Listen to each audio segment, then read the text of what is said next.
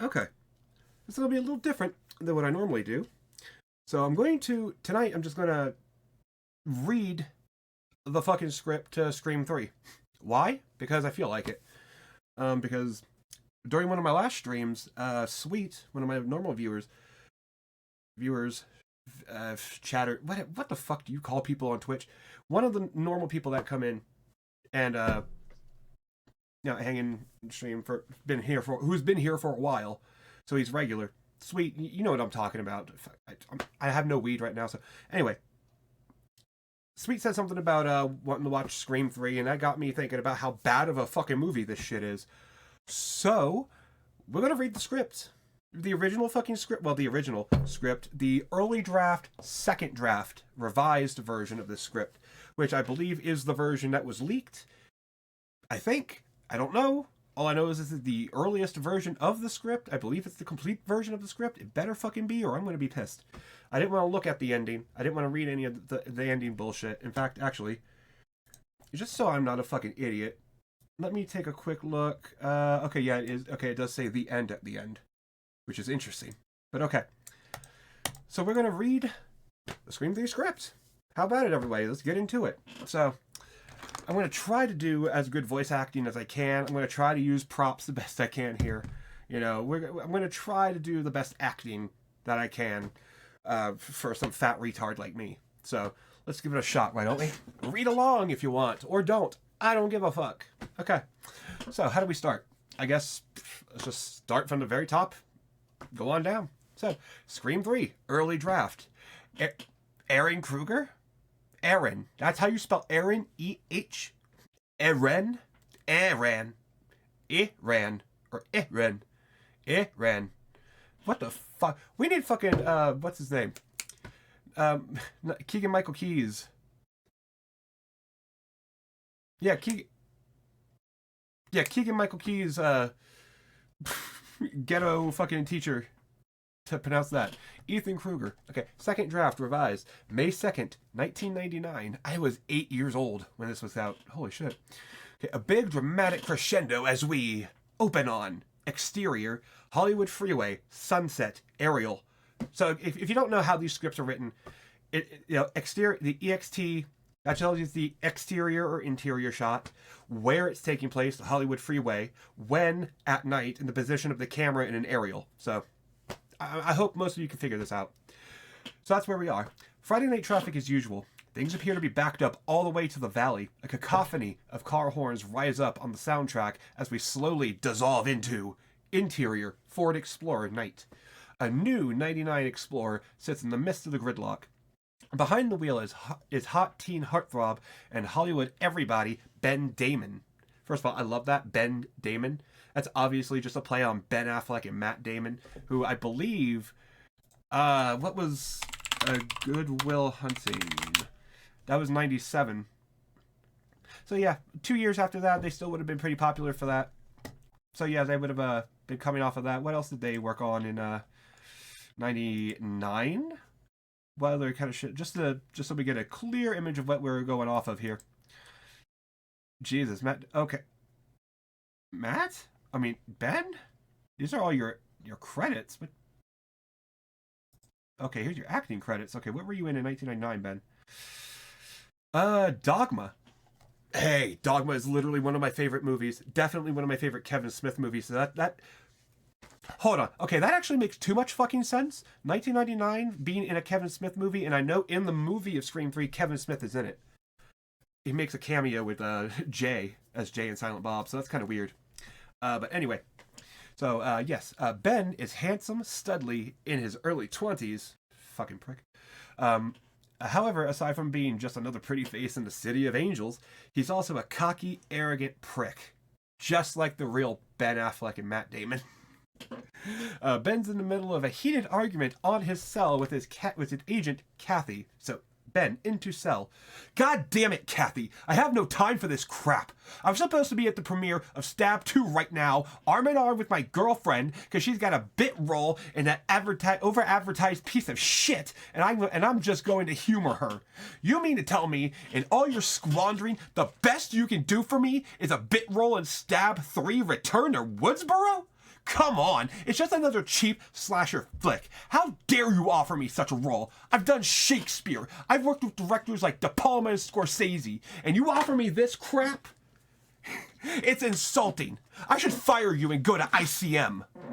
Off phone. Ben, I will not sit here and listen to you badmouth me. Without me, you would have never gotten as famous as you are today. The least you can do is show me a little goddamn respect. You want respect, Kathy? Here's your respect. Fuck you. You're fired. Click. Fucking unbelievable. Then Ben socks his steering wheel out of frustration. The horn blares uncomfortably. Stab 3, Return to Woodsboro. What's next? Friday the 13th, part 15, Jason Does Broadway? Ben's phone rings. He answers it. What's up? BD with the BD? It's the woman's voice off phone. Hardly as large as I'd like it to be. Christine? No, Jennifer Love Hewitt. Of course it's me. First of all, the Jennifer Love Hewitt line? Beautiful. Because I believe also, I Know What You Did Last Summer. Oh, okay, no, it was, well, 2 came out the year before. So, yeah, I guess you could say they were still riding off that. That makes sense to have mentioned Jennifer Love Hewitt, so. Yeah, of course it's me, silly. And I feel like an ass standing here in this theater lobby all by myself. Where are you, babe? The movie starts in 20 minutes. Look, I'm on the freeway. I think there's some big accident. It could be a little while, so I don't want you to start freaking if I don't get there at exactly 8:30. All I'm saying is I'm going to be royally PO'd if you don't catch my acting debut. Oh, I wouldn't miss it for the world. I bet you did such a great job. I did. Hun, although I got a total of 6 minutes screen time, they're the best 6 minutes in the movie. Which, I'm thinking this might be meta commentary, considering they are obviously the opening kills. And so maybe that is all she got, was 6 minutes of screen time before she gets killed in this opening, which is fucking hilarious. I bet they are, babe. I bet they are. Look, my battery's dying. Of course, we notice. But of course, we notice Ben's battery is fine. He's just trying to cut the conversation short. All right, hon. Talk to you when the lights go down. Ben smiles. Sure thing. Ben hangs up. He reclines back in his seat. Camera slowly panning out the windshield, revealing the huge traffic pileup awaiting him. He's not going anywhere. Close up on the glove compartment. Ben opens the glove compartment. Papers scatter out. Ben reaches for a card. Close up on the card.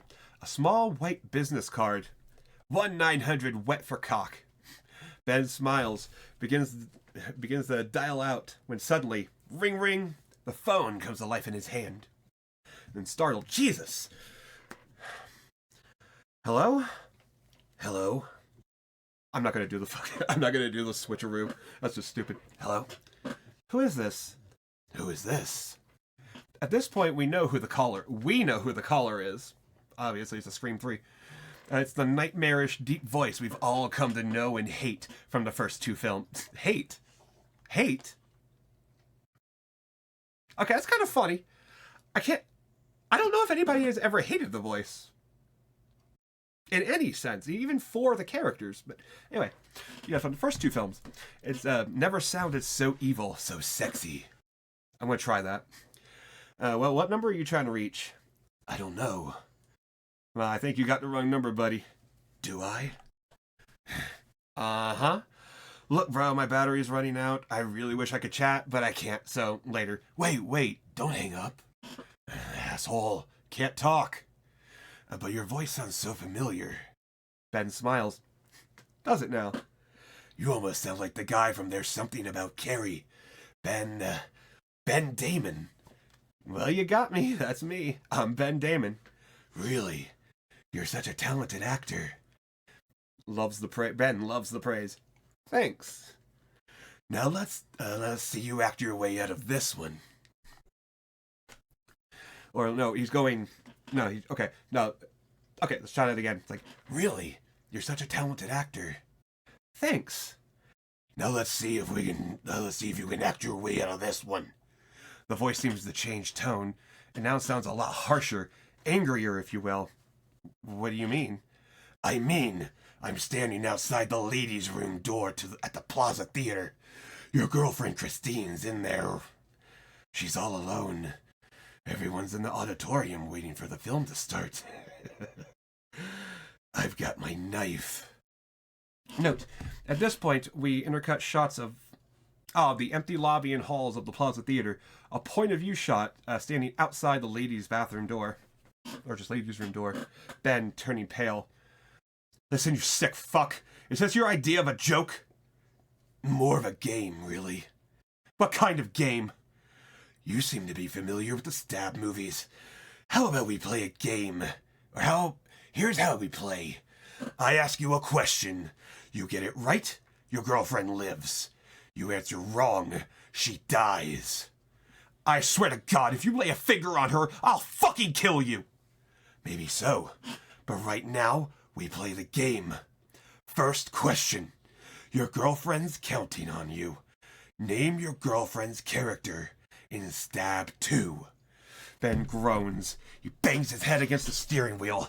If only he had paid attention to Christine, he mightn't have known this. Come on, don't you know? It's Cece. Cece is the name of the character she plays in the movie. First of all, that's a little clunky. Just Cece is the name of the character. Probably would have done just fine, but whatever. This is the early draft. We're not gonna get all crazy on semantics here. Very good. Now we play round 2. What? But I did everything you said. That's right. You beat round 1. Now we're taking the game to a whole new level. You meet me beneath the Hollywood sign in 10 minutes. I'll have your girlfriend. We'll be waiting. What? Goodbye, Ben. Click. The killer hangs up. Ben flips open the phone, dials 911, ringing, and then... Due to high volume of calls this evening, dispatch is temporarily shut down. If this is a real emergency, please call another Ben hangs up, dials Christine's number, ringing. Then, you're not playing by the rules, Ben. Don't you want her to live? I swear to God, if you lay one hand on her, no, you listen to me. If you're not here let me try that again. No, you listen to me. If you're not here where I want you in 15 minutes, I'll hollow her out. Do you understand? In the background, we hear Christine's horrific screams. The killer hangs up. Ben looks ahead. Traffic is picking up. He puts the SUV into gear, peels out in the nearest opening, then narrowly avoiding collision. His car screeches down the off-ramp. Cut to. Hi, Molly. Not Alpha. You're not Alpha. You're Molly. I know, I'm sorry. You don't like the enthusiasm, do you? No, you don't, do you? Oh, guess what? Fuck you. I know. Baby, it's just a reading. It's okay. It's okay. You good with this? Nothing? Okay. You good? I love you too, baby. It's okay. Okay. Okay. Cut to exterior, Hollywood Hills, night. Ben comes screeching around the corner in his Ford Explorer. Tires smoking, sparks flying. The Hollywood sign stands still, like an impending pall. Impending pall?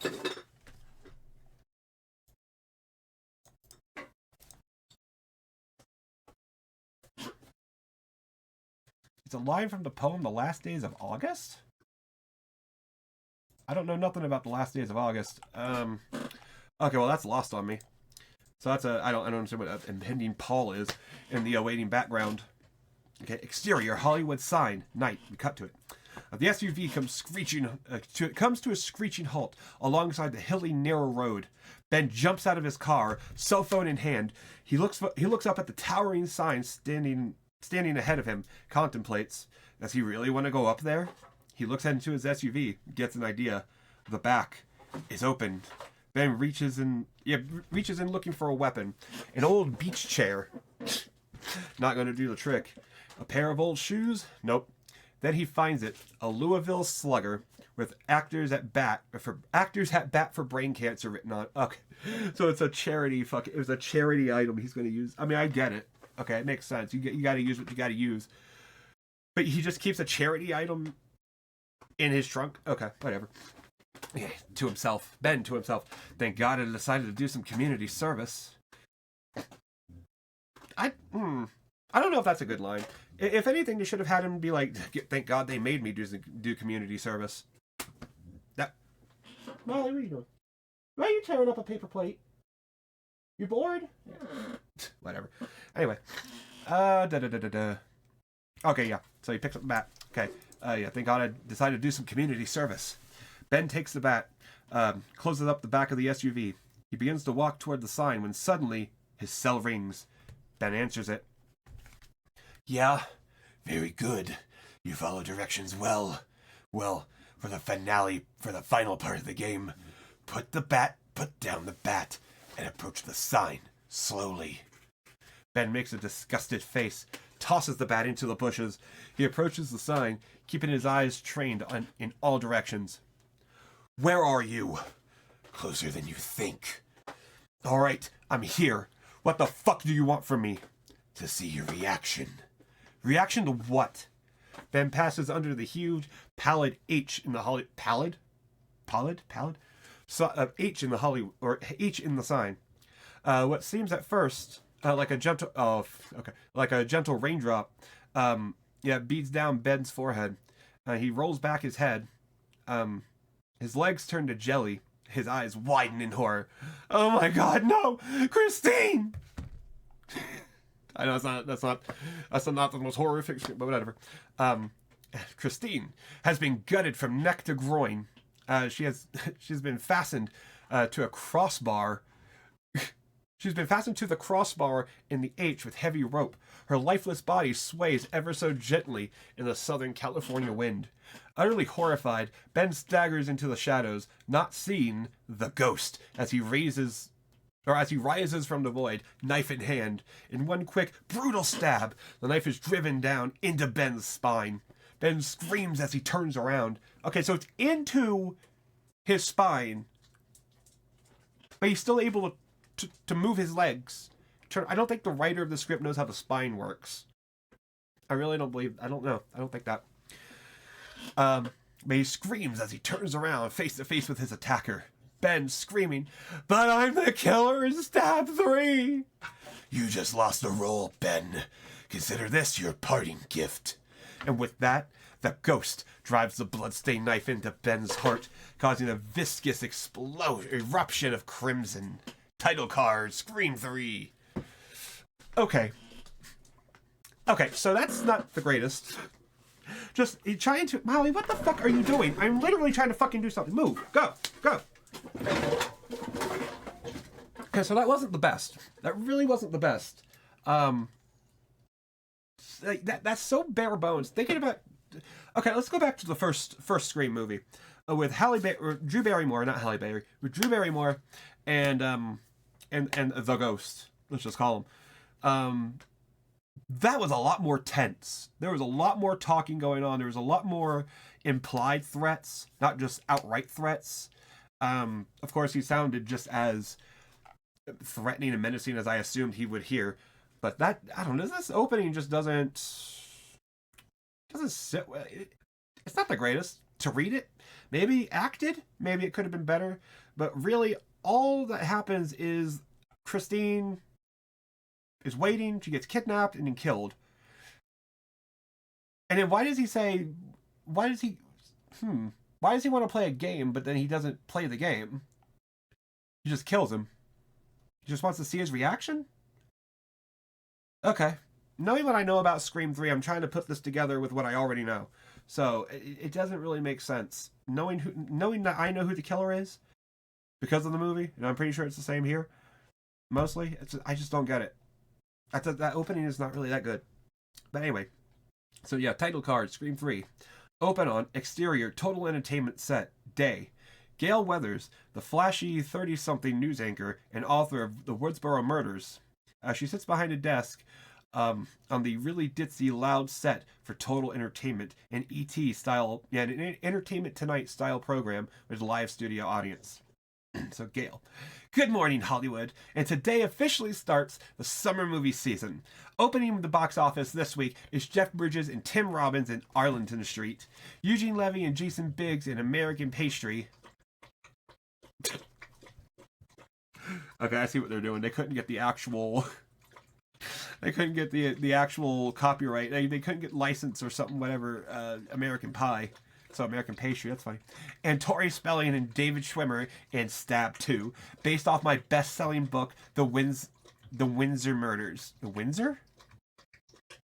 The Windsor Murders? Oh, let's... The Windsor Murders. Okay, no, it's probably not. Yeah, there's probably nothing there. The Windsor Murders. When were those? Woodsboro Murders, the Windsor Murders. Oh, is that Scream 2? Wait, Scream 2? Scream 2 takes place in Windsor? Yeah, Windsor College. Okay. Okay. Fuck, I'm dumb. Okay. Camera pans across the audience, many of them dressed as the ghost. A sea of white, screaming faces, very eerie and unsettling. Well, I see a lot of the audience is just for the occasion. Today, we have the director of the upcoming Stab 3, Return to Woodsboro, Roman Bridger. Why don't we give Mr. Bridger a nice welcome to the set of Total Entertainment? I love that it's an E.T. style show, but it's T.E. They just switched the letters around. That's funny. The crowd goes wild with applause and faux knife slashing as Roman Bridger, ravishingly handsome, 29, tall and stocky. Tall and stocky? Okay. That's... Ravishingly handsome? Yeah, they totally deviated from this script. Enters stage dressed in a flashy white suit. He sits down in a chair beside Gail's desk, places a Stab 3 coffee mug beside Gail's hand. Good morning, Gail. Pleasure to be here. It's a pleasure to finally meet you, Roman. Roman addressing the audience. Well, it's an honor to be here amongst so many fans of the genre. I must say that many of you worried I must say that any of you worried that Jeremy Rapp or Tori or David not returning to complete the Stab trilogy, have no fear. Roman is here. Yeah. Okay. Aided with my excellent cast of newcomers, I believe we're going to pull off one of the best stabs yet. Roman, from your enthusiasm, it certainly seems that way. Honestly, though, a beat. Honestly, though, tell us, what's your favorite scary movie? Honestly, my life. That is the most retarded thing. Actually, it makes sense, considering the character, but that is the most retarded answer. Let's just be real. An electric hush falls over the crowd. Roman appears somewhat sinister in this light. Gail gazes deeply into Roman's eyes. Your life? Well, if you were in my shoes, dealing with those big time studio producers like I do on a daily basis, you'd watch how quickly your life goes from a Walt Disney picture to a Tobe Hooper flick.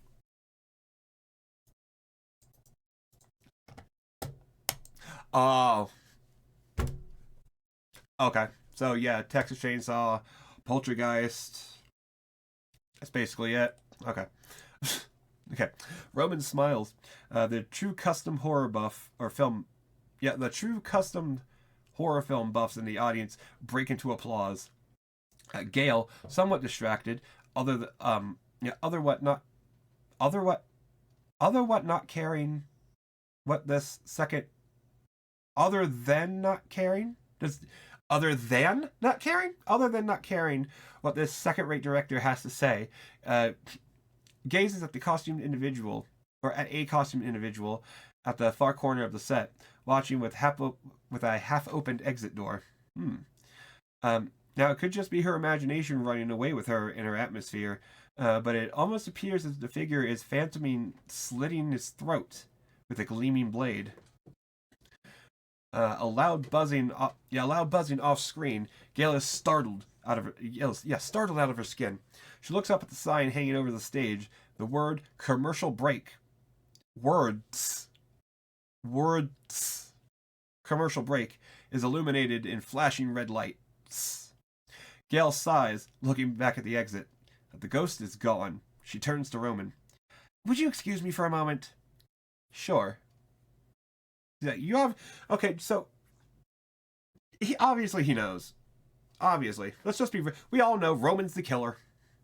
Let's not fucking pretend. We've all seen Scream 3, unfortunately. So Roman is the killer. So he obviously knows something. Gale bolts for interior, backstage, total entertainment set, day. Gale races around the corner of the set, smashing right into Detective Mark Kincaid, LAPD, mid-30s, handsome with piercing eyes. He grabs Gale by her shoulders, shepherding her aside. Jesus Christ, you scared the shit out of me. I'm sorry, Miss Weathers. Allow me to introduce myself. Mark Kincaid, LAPD. Flashes badge. Are you familiar with the actor Ben Damon or the actress Christine Perkins? Perkins. I know last names of victims in this series have significance. So Perkins? Okay. Well, I interviewed Damon once for the show. He was a real obnoxious fuck. Anyway, the second one, Christine Perkins, she had a part in Stab 2, didn't she? She was playing Cece. Why does Gale say was? She should say is, shouldn't she? Because she doesn't know they're dead yet. So why is she saying he was a prick on the show? That makes sense. But she had a part in Stab 2. She has a part in Stab 2. Doesn't she? She's playing Cece. That the wording, that's weird. That's very weird. Both of them were found brutally. Both of them were found brutally murdered this morning under the Hollywood sign. Autopsy reports have come back. Having come back to me. Wait. Autopsy reports haven't come back to me yet, but the bodies look like something out of the Stab films. So is that why you're here? Is that why you're holding me? Is that why you're holding me from my show? To tell me something about? To tell me some brutal homicide.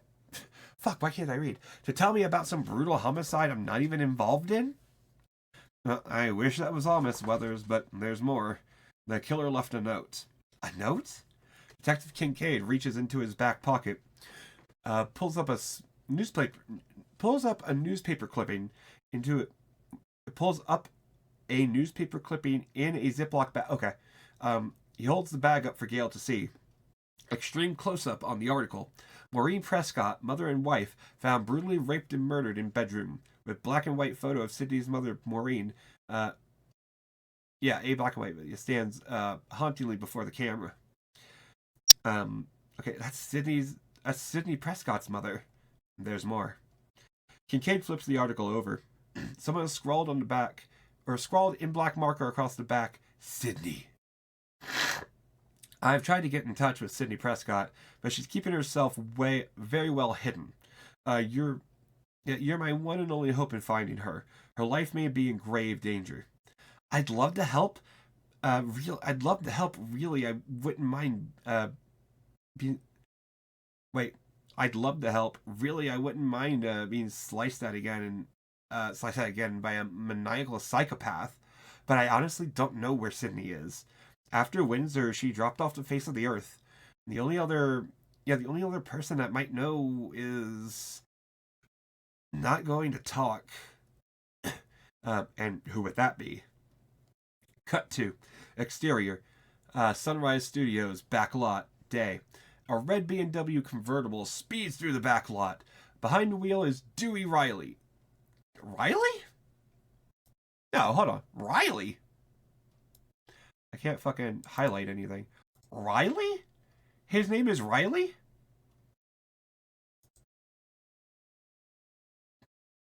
Yeah, the alternate script. So what's Dewey? Wait, his name is Riley? Hold on. Just in case there's something in images. Did they misspell his name? Wait, they misspelled his name in the script. That's kind of funny. I guess I just added an extra L and in the wrong place. Twice. But whatever. And the I and yeah, whatever. So okay, that is him. Yeah, Dewey Riley, a former police officer, turned technical advisor on the red hot set of Stab 3: Return to Woodsboro. All around the lot are promotional banners and posters for the film. Dewey parks his car outside a soundstage, exits. Cut to interior Stab 3 set, day. A huge replication of Woodsboro is in a building about the size of an airplane hangar. In one corner, we got the Masher, the Masher, the Masher and Prescott homes. Masher? Is that fucking Drew Barrymore's character? It couldn't be. Alright, whatever. In another corner stands the infamous Becker house. Okay, Casey Becker. Okay, yeah, so Masher? Who's Masher? Yeah, the Becker house where the nightmare all began. In other regions are sites like the town square and market, an exterior for Woodsboro Police Station, a top-story news van, etc. Dewey enters stage, bumping into his movie alter ego, Tom Prince, a Hollywood poster boy. Very cool, not so debonair. A shoddy copy of Dewey at best. However, the conversation between the two is friendly, and they exchange greetings. Hey, dude, did you hear? No, hear what? Somebody iced Ben Damon and his girlfriend. That's Hollywood, Tom. And one day you're making movies in the hills, the next day you're posing for the corner downtown on a slab. Dewey's obviously gotten a lot colder since the last film. He walks past a clique of Stab 3's main cast. There's Sarah Darling, 30, playing a 25-year-old bimbo. Very hot, very blonde, ample cleavage. Angela Taylor, 20, extremely Nadvi.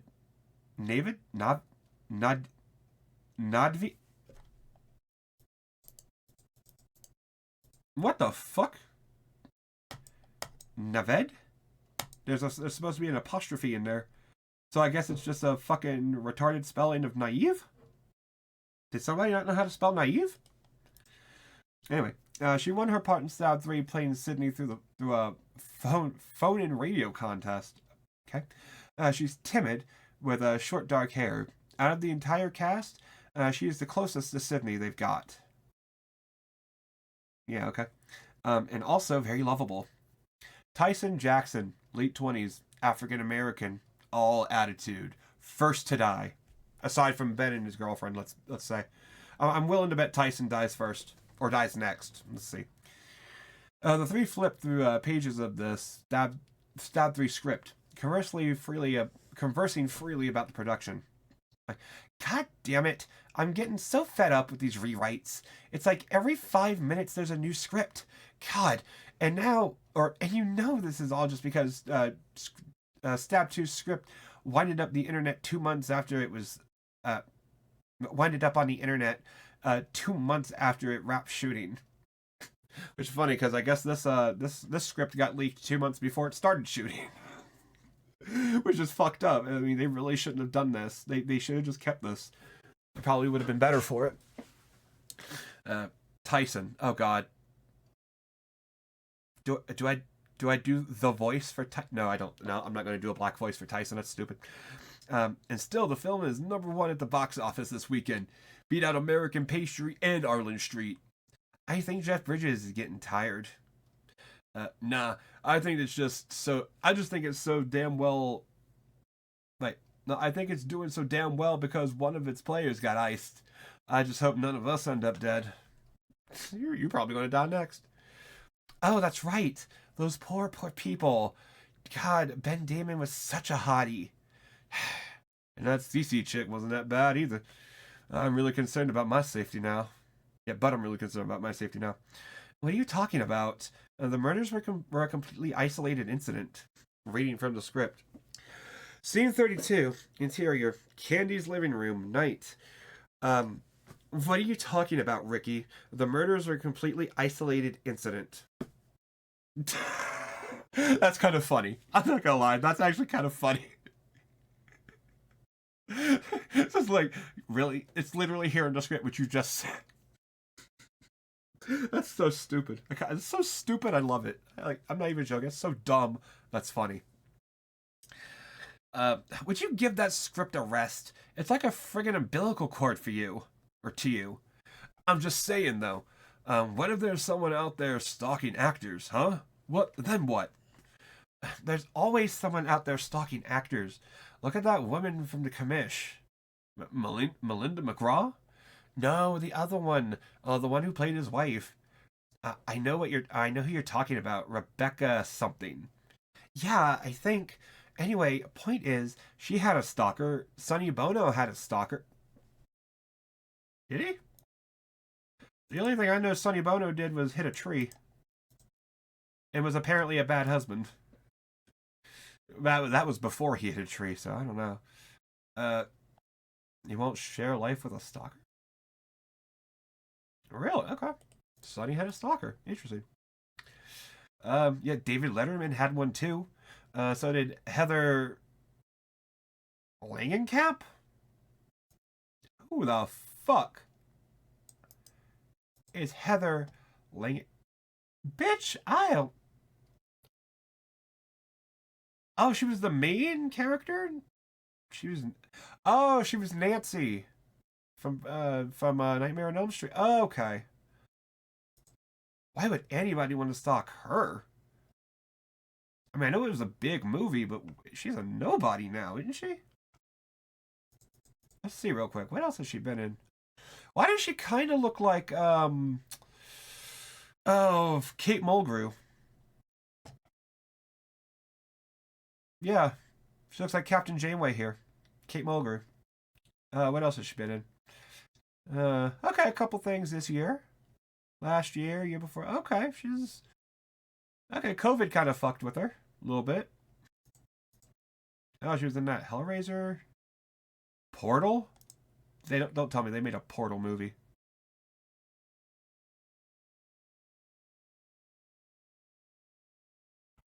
Oh, okay, no, it's about ghosts. Okay, it's the most retarded kind of Portal movie they could have done. Then, thank God, not a real Portal movie. Anyway, okay, Brooke Shields, Jodie Foster.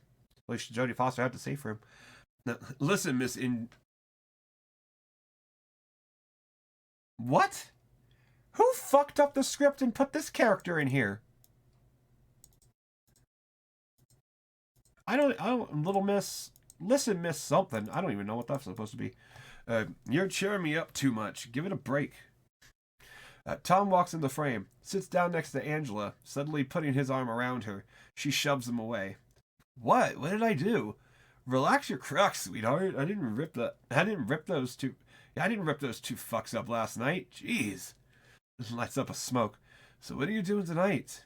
Totally repulsed, Angela gets up, races off set. Talk about moody. Tom leans back seductively, his crotch in full. No, I can't do that part. His crotch in full view, staring at Sarah with bedroom eyes. And how about you, good looking? Got any plans for later? Ew, yeah. Finding a guy to have sex with that doesn't look like you. Damn. Sarah, following suit laid by Angela, scampers off set. Tom looks up at Tyson, blowing smoke blowing out of his nostrils. Oh no, I ain't into that shit. Tyson races off set. Tom laughs, covering his face. Cut. Okay, that's kind of funny. That's kind of funny. Cut to Detective Kincaid and Gale. They walk through the set. Gale's mesmerized. Kincaid is all business. Okay, I know what they're saying here. They're saying deja vu. Voodoo? Deja voodoo. What? Is that deja voodoo? The fuck? Okay, no. I really don't know I really don't know what she's saying then. Like, nobody says deja voodoo, so I don't think that's it. But whatever. Gale says that. Whatever that is. The pair come to a halt at the on the driveway of what is supposed to be the Masher residence. Everything from the smashed beer bottle in the garage to the boat in the driveway is mimicked to a perfect. Okay, Okay, so that's the house they had the party in. But no, that's not Randy. So who was Masher? Stu? Stu and oh, it's Stu and his sister. Okay. That's Stu's last name is Masher? Masher? I literally didn't know that. I loved the original Scream. I had no idea that was his last name. Huh. Well, damn. Okay. Uh Okay, yeah. Yeah, even a foam dummy of Tatum Riley. Oh, dangles from the doggy door, head squashed, a bloody mess. Oh, dude. Gail stares at the swinging dummy, haunted. Yeah, because she probably ended up seeing that shit firsthand, too. That's fucked. A voice off screen. Well, well, someone dies and Gail Weathers comes running. What a shock. Gail looks up. Dewey stands beside her. Mr. Riley? My name is Mark Kincaid. I'm with the LAPD. Are you aware of last night's events? Why is there just this long space? Did they press tab instead of fucking spacebar? Yeah, a real tragedy. Dewey stares daggers through Gale. There's a real bitter coldness between the two. Dewey, personal lives and pasts aside, this is about Sydney. We need to know where she is. What? So you can just exploit her again with another book? Sid doesn't need you, Gale. Gale to Kincaid. Show him. Mr. Riley, this was found alongside the bodies of Ben and his girlfriend. Kincaid hands Dewey the zip-locked clipping. Dewey examines it, his fear slowly growing. I promised Sid I'd keep her safe and I'd keep her in seclusion. I promised her nobody would ever find her. If you don't mind, detective, I'd like to approach her with this on my own and see what she'd like to do about it. Kincaid nods. That's fine, Mr. Riley. But if anyone else should die, I'm going to have to get a warrant. Understood. Wait, why? Why? That doesn't.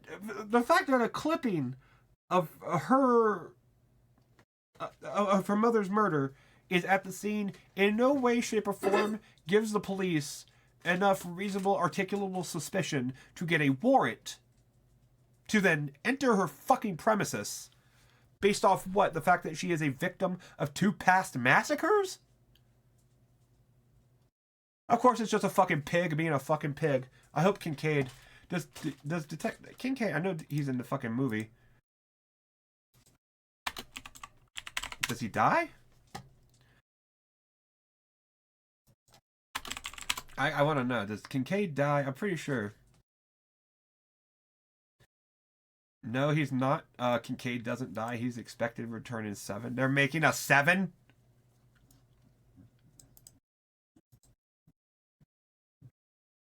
Neve Campbell, how much are they paying you, girl? How much are they paying you? I mean, Courtney Cox, I understand. What the fuck else is she gonna be in? But Nave, come on, you're better than this. You could be something other than Sydney. How much are they paying you? Jesus, you're older than my boyfriend. How much are they paying you right now? She's looking very good though for 51 though. I'll give her that. She looks very fucking good for 51. But girl, what are they paying you? Understood. If you'll excuse me, detective. Gale. Dewey walks off camera. Kincaid puts his hand on Gale's shoulder. I'm going to have a little chat with the producer. Don't wander off. I may need you. Gale nods as Kincaid disappears into the backdrop of the set. A shrill voice offset. Gale Weathers! Oh my god! Jennifer Jolie. I'm gonna just pronounce her like that. I'm gonna do her voice like that because it's so annoying. And if I remember right, she does die eventually, but I don't think she dies before the black. She does die before the black guy in the movie, but maybe the script here is different. So Jennifer Jolie, an ambitious young starlet playing Gale in the latest Stab, rushes toward her, arms wide open. She's decked out in flashy neon green, resembling in the flashy neon green ensemble Gale wore in the first film, and even sports a fake shiner on her right eye. Yeah, because I guess because Sydney punched her earlier in the movie. Did Gale have a fucking? No, we're not gonna look at that. That's gonna be too much. But did she even have Do I have the movie? This is gonna be too much. Anyway. Okay, yeah. Gail is obviously pissed. She knows this actress and doesn't really want to be in her company very long. Shit. Like, oh, fuck me. See, what I'm thinking of with Gail right now is she's acting like Sue Murphy from F is for Family when Jenny Throeder is near. Because Jenny and Jennifer is like that. So, oh, I might as well do her in that voice. That's funny. It's like, oh, fuck me.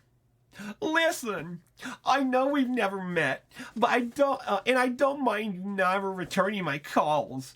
But I have to tell you that after 2 films, I feel like I'm in your mind. I got to do it like Jenny Throeder. That's so terrible. Well, that would explain my constant headaches. Defensively, I'm sorry that things didn't work out on 60 Minutes too, but Total Entertainment is a pretty good fallback.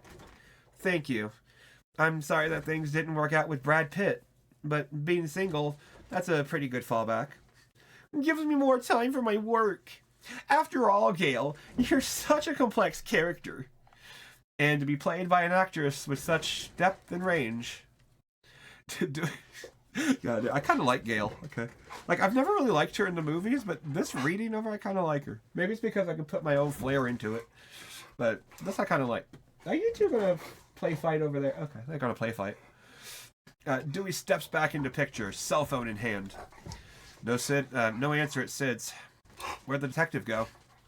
Dewey. No, Dewey, or something. Gail stares at the couple, just processing things in her head. Jennifer fondling Dewey's butt. Gail, I think you really appreciate my character work in this one. Someone's really helped me understand you. Someone?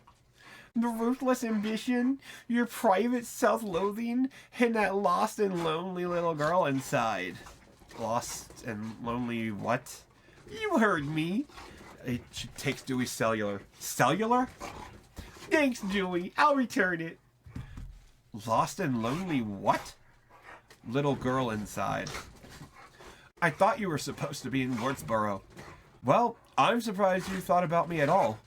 Listen, I gotta get back to trying to get a hold of Sid. Besides, she's more important than you ever were. Oh, god damn, Dewey. Wait, Dewey, we can work on this together, as a team, like in the past. No, really, Gail. That's a sweet offer, but this time I'd like to catch the killer before the body count gets any higher. Toodles. Dewey walks away, leaving Gail alone.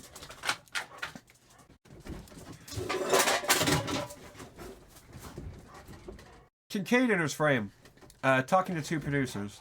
The elder, 65-year-old Buddy Shane.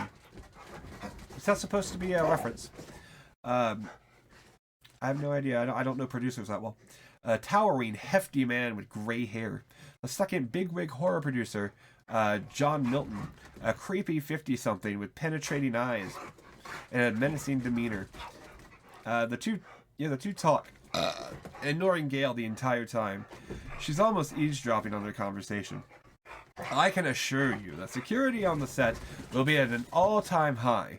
Again, the deaths are sheer tragedy. Well, I'd hate to see the production shut down. I myself am a big Stab fan. Really? Yeah, buddy smiles. Really? Smiles. Have you ever thought about acting? You've got just the right face. Actually, Kincaid, didn't he fucking play... a character from, Saw? Wasn't he one of the assholes that was supposed to... No. He wasn't the main asshole. He wasn't the one that got pushed into the box. Patrick Dempsey. Yeah, wasn't he in Saw? Let's see real quick. Because I'm thinking this might be the dude that got crushed in the wall. Come on. I'm literally right-clicking here. What the fuck? Why do all these fucking wiki sites gotta be so goddamn slow? I just want to fucking do something. God damn, you fucking retards in your wiki sites. Let's see, he wasn't in Saw. Okay, he's been in more, what, Grey's Anatomy? Oh God, no wonder I don't know him. Okay. Where are we? Okay. I'm kind of dedicated to my job. I am kind of dedicated to my job. Although I do enjoy taking acting classes on my weekends. I grew up around these studios anyway. I know my way around. My uncle was a screenwriter for Paramount. Really? What was his name? Before Kincaid could finish, Gale butts in. Excuse me, detective. I think we have some business to attend to. Milton Flanagan. Gale Weathers, what are you doing here? No press on the set. To security. No press on set. Get that woman out of here.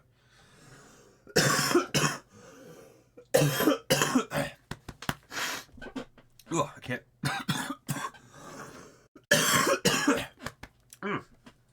Fuck. Get that woman out of here. Security guard approaching. Yes, Mr. Milton. No, Mr. Milton. Miss Weathers is with me.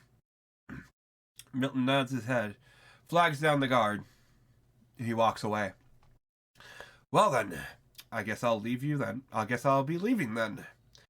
Oh, come on. Why the hostility?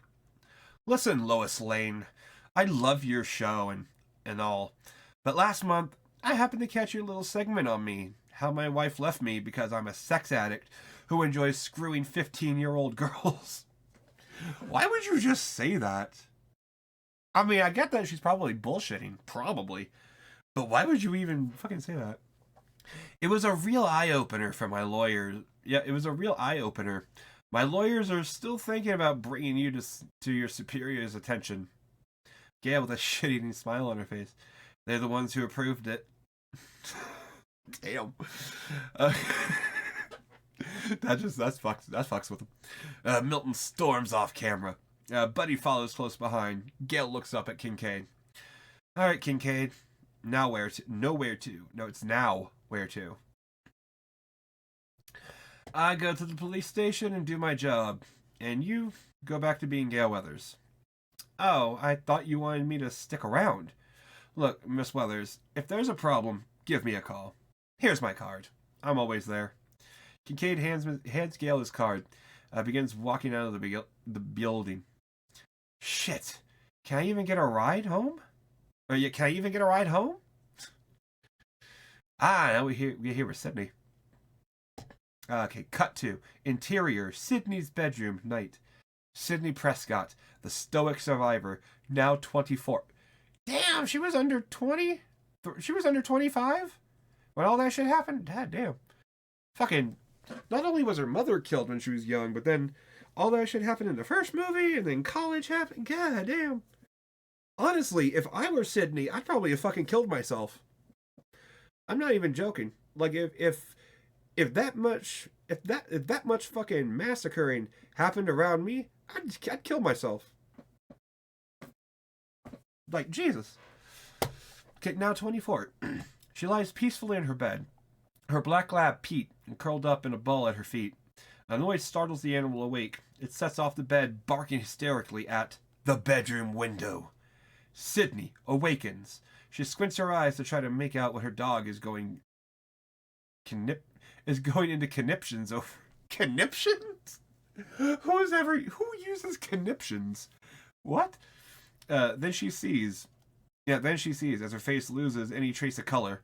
Maureen Prescott's ghostly wraith is pressed up against the window. She's wearing a tattered, blood-soaked night shift. What? I don't know what that means. I don't know what a night shift is. A night shift clothing? Let me take this off screen real quick, just to make sure there's nothing in images here. Okay. I assume when they say that, then okay, I'm assuming they mean something similar to that. Something similar to this kind of night shift. I guess that is what she's actually wearing in the actual movie. The few times you do see the ghost of Maureen. But this is not. I mean, just what is this even? Just say what this is. Or is a night. Yeah, it's an Edwardian night shift. I don't know what that means, but whatever. Put that back over here. Okay. So she's wearing a blood-soaked night shift. Her voice is muted, but lips are moving as if trying to relay. Someone really needed to learn what the spacebar did. Trying to relay a message to Sydney. Sid's hysterical cry. Sid's hysterical crying. Hysterically crying. She slides off her bed, makes her way toward the window, when suddenly Maureen slides down the grass as if being pulled by something beneath the windowsill. Something we don't see yet. Sydney cried, "Mom!" Left behind in her wake are 5 bloody streaks running down the glass. The streaks begin to bleed, as if each wounds themselves. I get what they're saying, but that's awkward. They bleed right through the glass. Sydney reaches out to touch them when suddenly The ghost springs up behind the window, shattering the glass pane with his fist. Sydney screams, awakening in her bed from her nightmare.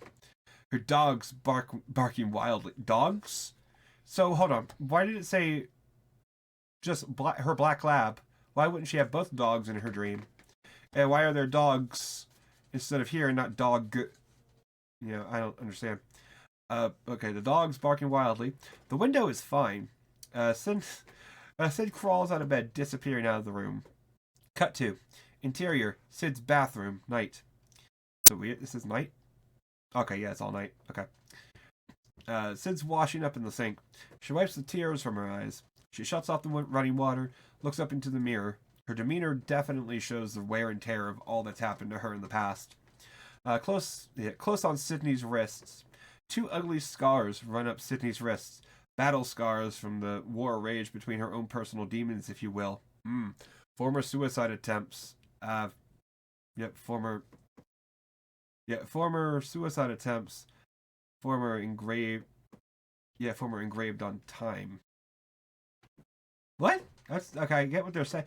Okay, so at least I'm not the only one that would have tried to fucking kill themselves if all this shit happened. I'm not saying at least she tried to kill herself, but at least the character would have done something most normal people would have done. I mean, let's be real. Anybody that would have gone through anything Sydney had gone through from these movies, you probably would have done the same thing.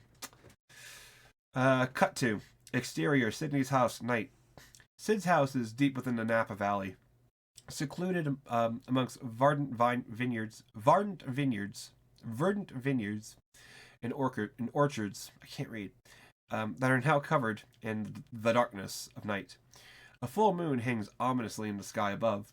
A light burns from within the 2-story farmhouse.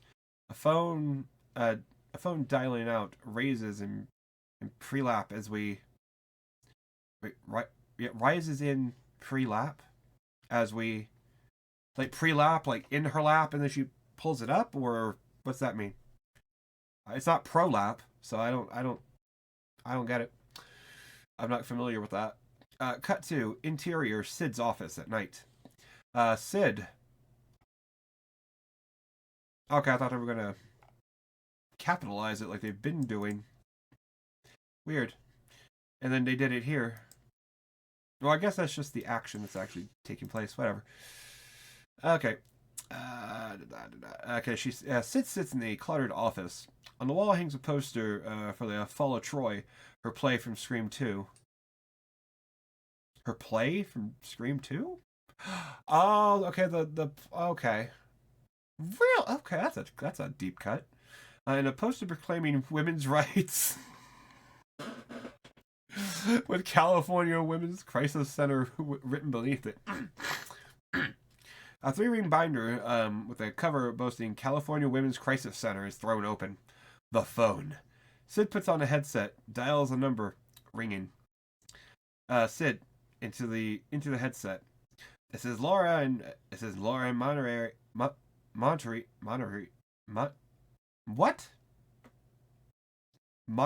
Okay. This is Laura in Monterey reporting in for work. All right, Laura, I'll patch you right into a call. Thanks. A click. A woman's voice is on the other line. It sounds very familiar. Hello? Uh, yes, hi, I'm Laura. I'm a trained counselor. How can I help you? Laura, I think I just killed somebody. Are you sure? Uh-huh, I'm sure. I killed someone. Oh my god, I've actually killed someone. Well then, the people you need to call are the police. No, I need to call you. Just you. I'm sorry, your voice. Uh, don't you want to know how you can help Sydney? A beat. Sid goes blank. Are you listening to me? Huh? Uh, who the fuck is this? It's your mother, Sydney. Now be a good girl and turn on the news. Do it! Sid reaches for the remote control, flips on the small TV laying across the office. On the TV, a reporter stands with the Hollywood sign in the background. The mutilated bodies were discovered last night. The mutilated bodies were discovered late last night by the LAPD. Prominent actor Ben Damon was slated for a role in the upcoming Stab 3 Return to Woodsboro. Sydney shuts off the TV as a familiar voice cuts through the din. Cuts through the din? Cuts through the din. Is that an actual saying? Cuts through the din? We can communicate in a way to get attention above a loud, unpleasant, and continuous noise. Okay. I've never heard that saying before. Okay, in the familiar voice. As a familiar voice cuts through the... Do you think it was over? Do you think it was over, Sydney? Do you? What do you want? I want to finish what I started. I want to finish the game. You sick fuck! I'm tracing this call as we speak. The police are gonna nail your ass. Let them try. You'll never find me. I've already gotten away with murder before. For instance, Maureen Prescott. Tears welling. No, you didn't kill my mother. Billy Loomis and Stu Masher did. Masher did. So... So you think, Sydney? So you think. It's all been building to this, Sid. Every stab, every scream, every ounce of blood that's been spilled has all been leading up to this moment. Welcome to the final act. The final act? Well, let's play, asshole. No, we play in my court this time. Come to Hollywood. Scream 3's going to... Wait, Scream 3's cutting corners. We're going to... I think B is supposed to be in there. The word B should be in there. Stab 3's going to be cutting corners cast-wise. I've got my eyes set on a technical advisor named Dewey Riley. The killer laughs coldly. Sydney wanes. If you lay a hand on him, I'll fucking kill you. Great. A spirited one. I'll see you real soon, Sydney. Real soon. Click. The killer hangs up. Sid's left trembling. She rips the headset off. Or out of the phone. Out of the phone. Reaches into her desk for a loaded 38 special. I guess 38. Well, 38 would be... 30. What's a 38? What's a 38 look like? A revolver. Oh, we're getting crazy on this one. Okay, so she's got a fucking... like... revolver. Okay. That's what she's got. She's gonna play some Russian roulette. At least I would. I don't know. But she stands up and peers out of her office window. Sydney's point of view. The dark, ominous night. So, cut to. Exterior, Sunrise Studios, night. Sarah Darling driving through the main gates in her Porsche rounds a corner. Exterior, Stab 3 production offices at night. Sarah parks outside the production office, gets out of her car. Killer's POV, watches from the rooftop. Okay. Sarah approaching the dimly lit office. Okay, he's already on the rooftop. Interesting. Cut to. Interior, Stab 3 production offices, night. Sarah steps into the office. It's desolate, silent. Hill. And, all over the place are promotional items. Standees, posters, banners, for Stab 1 through 3. Sarah passes a big cardboard ghost. Stab 3. Oh god, I've got to get myself a better agent.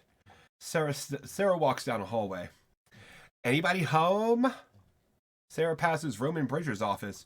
It's half open. Doubt that. Slams the door shut off screen. Or door slam shut off screen. Oh, okay, I guess that might be... They're going to try to imply it's the killer, but obviously ain't. So, doubt that. Door slut. Anybody here? Or anyone here? I can't read. Sarah continues further down the hall when suddenly Tyson comes reeling out of a doorway, a huge knife jutting out of his back, blood trickling down his mouth. Sarah lets out a blood-curdling scream while Tyson breaks into hysterics. Stan, my man, does great work. My man. Stan, a bearded middle-aged makeup effects artist, or makeup effects guy, steps out behind Tyson, slaps him a high five. Thank you very much. Fuck you very much. Tyson, go to hell.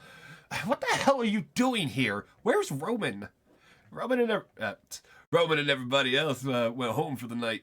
I'm here for the makeup test. Makeup, you need it. Hey, Roman isn't here? No? Damn, he called my roommate and told her he had some important thing he wanted to go over with me in his office tonight. Yeah, I bet.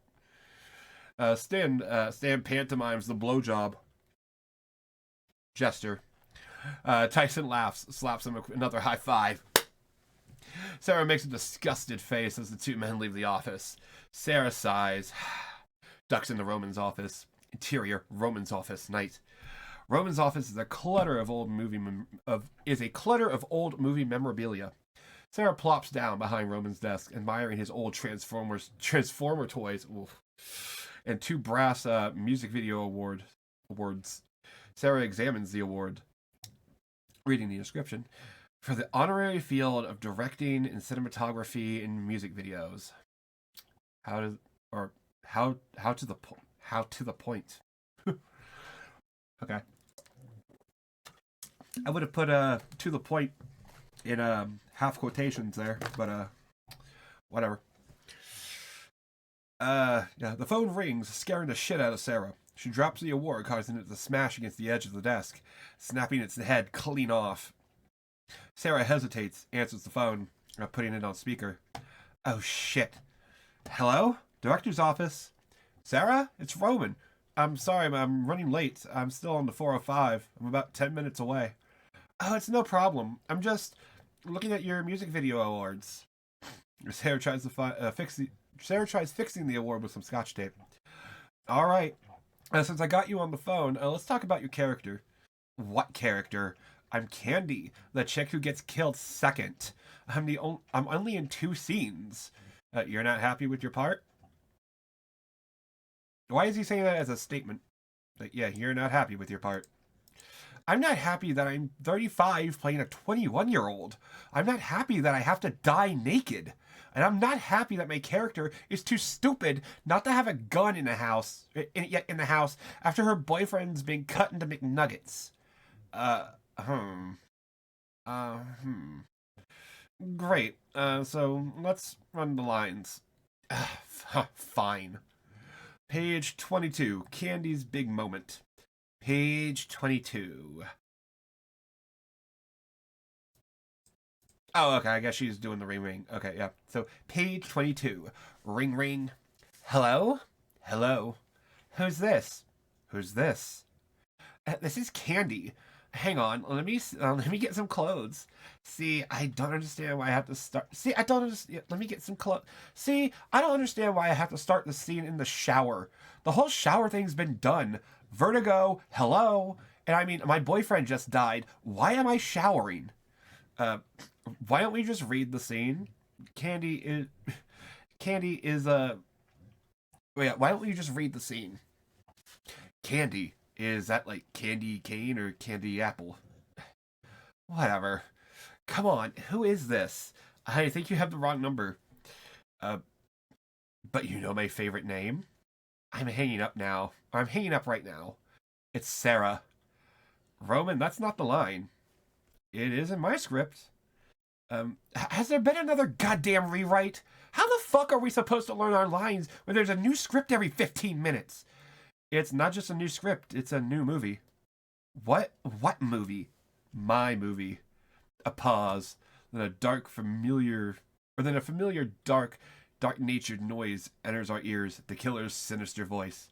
It's called Sarah Gets Sliced Like a Fucking Pig. Still in character, Sarah?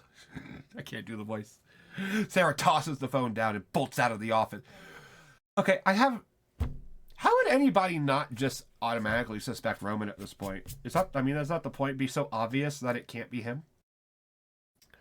I don't get it. So, interior, hallway, night.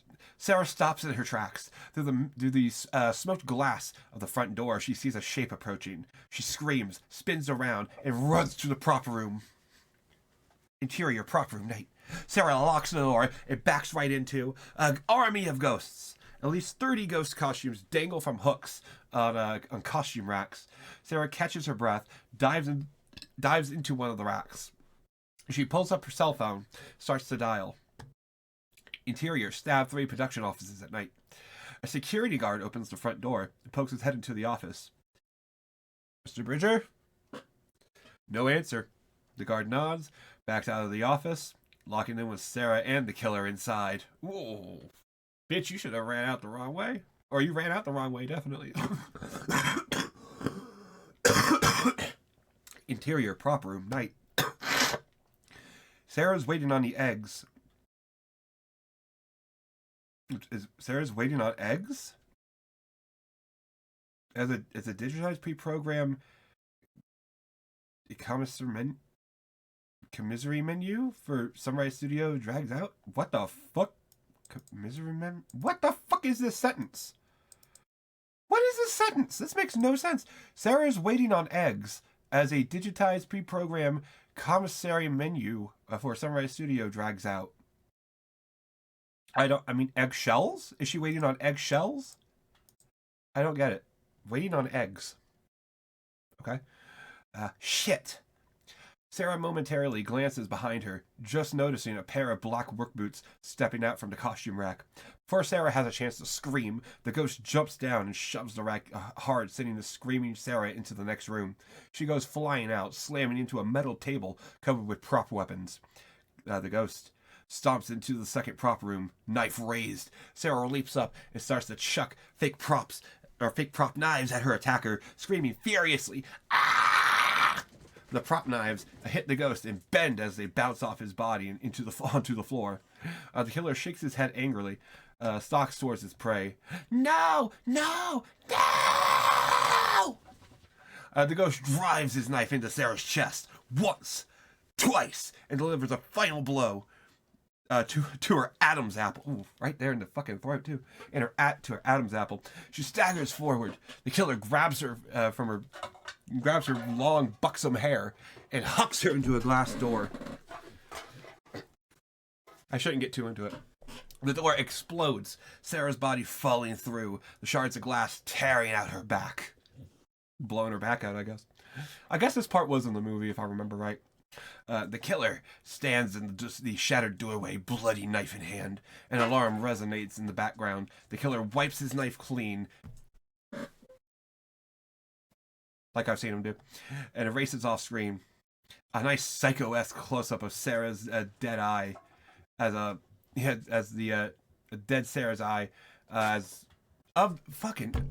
nice psycho-esque close-up of the dead Sarah's eye as blood swirls into the pupil. Okay, like it swirled into the drain in the movie. Okay, that makes sense. Shock cut to exterior Highway 39, North California, night. The highway is desolate. It's late. Sydney speeds into frame in her Honda Civic. Honda Civic, really? Okay. Cut to the interior Honda Civic at night.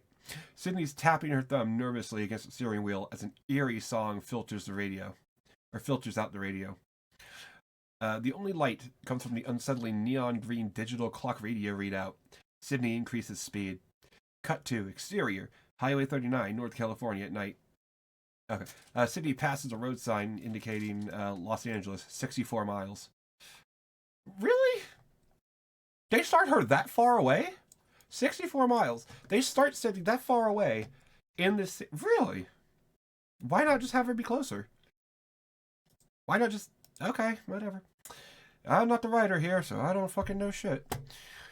Exterior, Sunrise Studios backlot, night. EST? Okay. The lot is crawling with police vehicles. Cut to interior, Stab 3 production offices. Offices.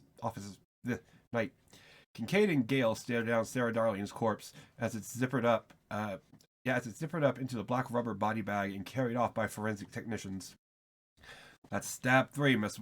Yeah, that's Stab 3, Miss Weathers. It looks like we're going to be getting a warrant to speak to Miss Prescott anyway. Shit, Sarah Darling.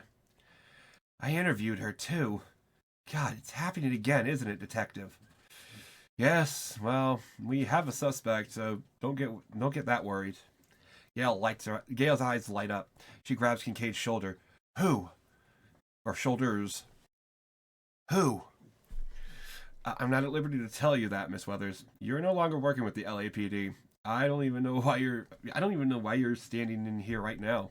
By all means, I should have thrown you out, but you won't. You're a good man, Detective. We think alike.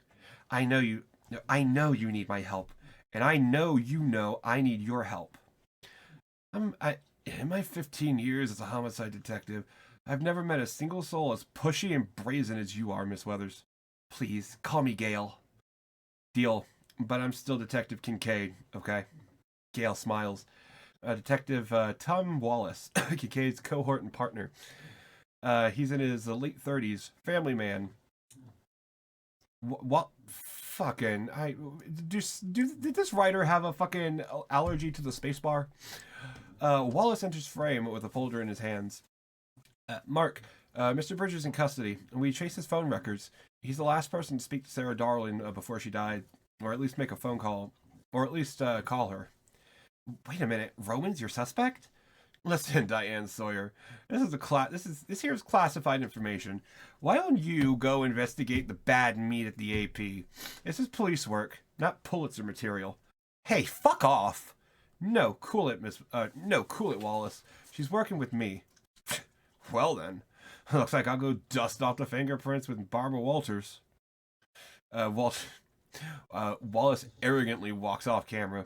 Gale looks at Kincaid. So, now what? Or what now?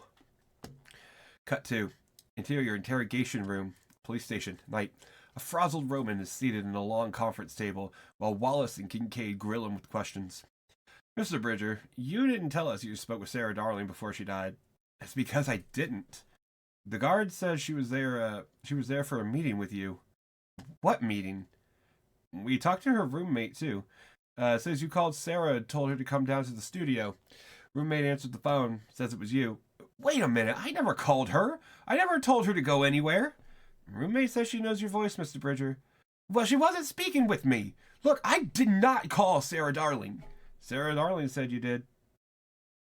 She's dead. Hold on, why is he saying that? She's dead. How does that... What? Oh, anyway. Yeah, someone is trying to ruin my movie. Someone wants to kill my movie. Hey, look at it this way. If anything, this will be something interesting to put in the director's commentary for when the film hits DVD. Too late. Studio's shutting down production. Called my film a risk. You believe this shit? They're actually shelving my film because there's been one eensy little murder.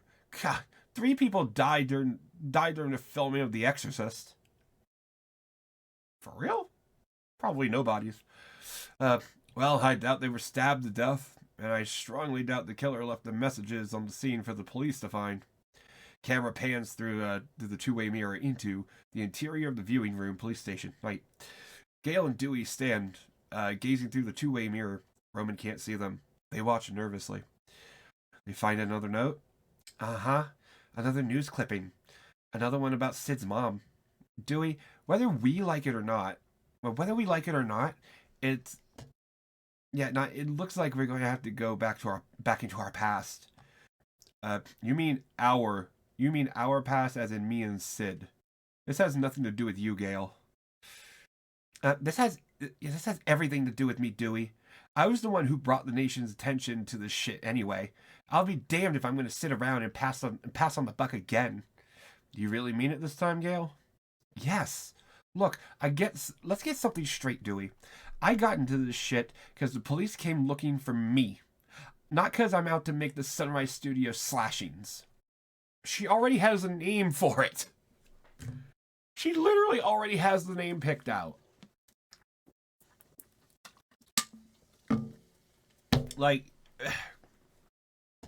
so why would the police come to you? Again, I'm the author of the definitive book on the Woodsboro murders. What about you?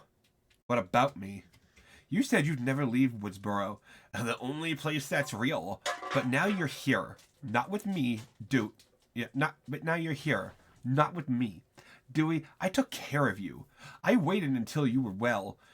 I couldn't stay there. I mean, it's like dog years. 1 year in Woodsboro is like 7 elsewhere. 7 everywhere else. So it's off to London for a week, New York for a month, LA forever. It was sick. It was fucking 60 minutes too. I couldn't say no. I could have been the next Diane Sawyer. Well, what's wrong with just being Gale Weathers? I liked her. It just didn't work, Dewey. We tried. We're different. You used to say that was our strength. Dewey, you're not just here because of that second-rate Kmart straight-to-video version of me, are you? Brace yourself, Gale. All this is actually not about you. All about what, Dewey? What do you... Yeah, do you know... No, yeah. Hey, brace yourself, yeah. All of this is actually not about you. Yeah. All about what, Dewey? You do know... Yeah, you do know something, don't you? Off the record. Always. Or always. 2 months ago, the Woodsboro police got a call from a woman who said she had seen... The Woodsboro police got a call from a woman who says she was with Stab 3. She wanted to see the file on Sid for research. And? The boy said no. She wouldn't give her name. A month later, the station gets broken into. The file room ransacked. Someone stole Sid's file? I already removed it. I think someone on the film was trying to find Sid. That's the only reason I came here to do a little private investigating of my own and make sure no one here was planning anything. Whipped out cellular. I'm sorry, this is too good. What part of Off the Record don't you understand? Right, sorry. Do you think he did it? Ree Roman? Reply Roman? I don't get... Why is it saying Ree Roman? If she's... I mean, she's talking about Roman. Is she implying... I mean, why does it say Ree? That means reply. So what the fuck is Ree Roman? I don't understand this. His beeper goes off. I got my suspicions, but still, nothing you say can ever make me take my eyes off one person. And who is that? But Dewey doesn't answer. Again, he's staring daggers through Gale. Years and years of bottled up resentment is finally surfacing. Jennifer needs me. Jennifer? Wait, where are you going off to? I'm on duty. Dewey races off to the room. Gale pauses, stares at the interrogation. Wallace has reduced Roman to tears. It's pathetic. Gale bolts after Dewey. Cut to exterior San Fernando Valley. Night. The wind rushes past the camera. A huge panoramic view of LA. Full moon. Yeah, full moon hangs in the sky. A coyote howls in the near distance. Cut to exterior Jennifer's house. A nice low ranch tucked away in the valley. Dewey rolls up to Jennifer's driveway in his truck. Gale follows behind in her VW Jetta. It's a Jetta! Which reminds me of the Drew Carey show. That episode where Mimi's talking about the Jetta to that jury. Trying to get him to side with her. Dewey noticing Gale. Stop following me. I happen to work for the police, goddammit. You're not a detective. Neither are you, Magnum PI. Gale, your engine's still running. Fuck! Dewey shakes his head in disgust, disappears into the house. Gale runs back to shut off her car. From the bushes lunges. Yeah, from out of the bushes lunges Tom Prinz. Prinz. What a fucking retarded name. Prinz. Is it supposed to be Prince? Who is it? I don't know. I don't know who the fuck that's supposed to be. So it's Tom Prinz, loaded off his ass, still holding a half-filled bottle of Johnny Walker Black Label Scotch in his hand, which I don't think they'd be able to get the fucking licensing to. So he's drunk. Gale Weathers was surprised. Tom Prince, tanked as usual. That's a shocker. Hey, I really liked that piece you did on me last month. The one where you said my car accident was caused by me drinking and drugs. How I faked the tire blowout just so my insurance wouldn't skyrocket. Well, that's TV journalism for you. Stage the news to boost ratings. Really? Because that stunt lost me the lead role in Roman Polanski's latest picture. Is he really complaining about that? When did Polanski... Let's take a second here. When did this fucking pedophile rapist get outed? When did we learn? When did we learn about him being a fucking pedophile rapist? The sexual abuse? When was this? Because if he's really complaining, was it really 2009? It must have been 2009. 2010. Okay, so this was early 2000 or late 2000s. Okay, so I can see why he'd probably be pissed about not being in this pedophile rapist's fucking movie. What a coincide? Is that supposed to be coincidence? Is coincide really supposed to be coincidence? Jesus Christ, somebody is allergic to spell check, that's for fucking sure. What a coincide. I was picked up by Roman Bridger. Well, not exactly the Roman I wanted. You get my point. Stab 3 is bullshit. Fuck, because of your big mouth, I'm here drinking pisswater scotch with second-rate fucking celebrities like Jennifer Jolie and yourself. Hey, I got an idea. Maybe I should have a look at your brake line. That your car over there? Yale pushes Tom's chest, stopping him. I think we should go inside. I have to talk with the cast. All of you. You mean what's left of us?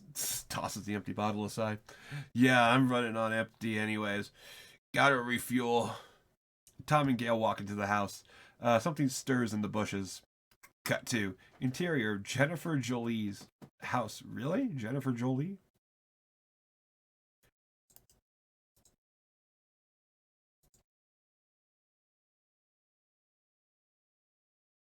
Gale? Wait a minute. Hold on, that's stupid. No, he's talking. He would have been talking shit about Jennifer Jolie right in front of Jennifer Jolie's face. Okay, that's kind of funny. That's actually kind of funny. I'm not gonna lie, that's funny. I totally forgot. Jennifer Jolie is Gale. Jennifer Jolie is not somebody I ever think about, I'll be honest. So Gale and Tom enter. Jennifer is crying hysterically in Dewey's arms. She sees Gale, looks up with anger written all over her gaudy, overly rouged face. Her makeup running in a comical, almost homage to Mimi. A comical almost homage to the Drew Carey show. Oh my god, I was talking about the Jetta too.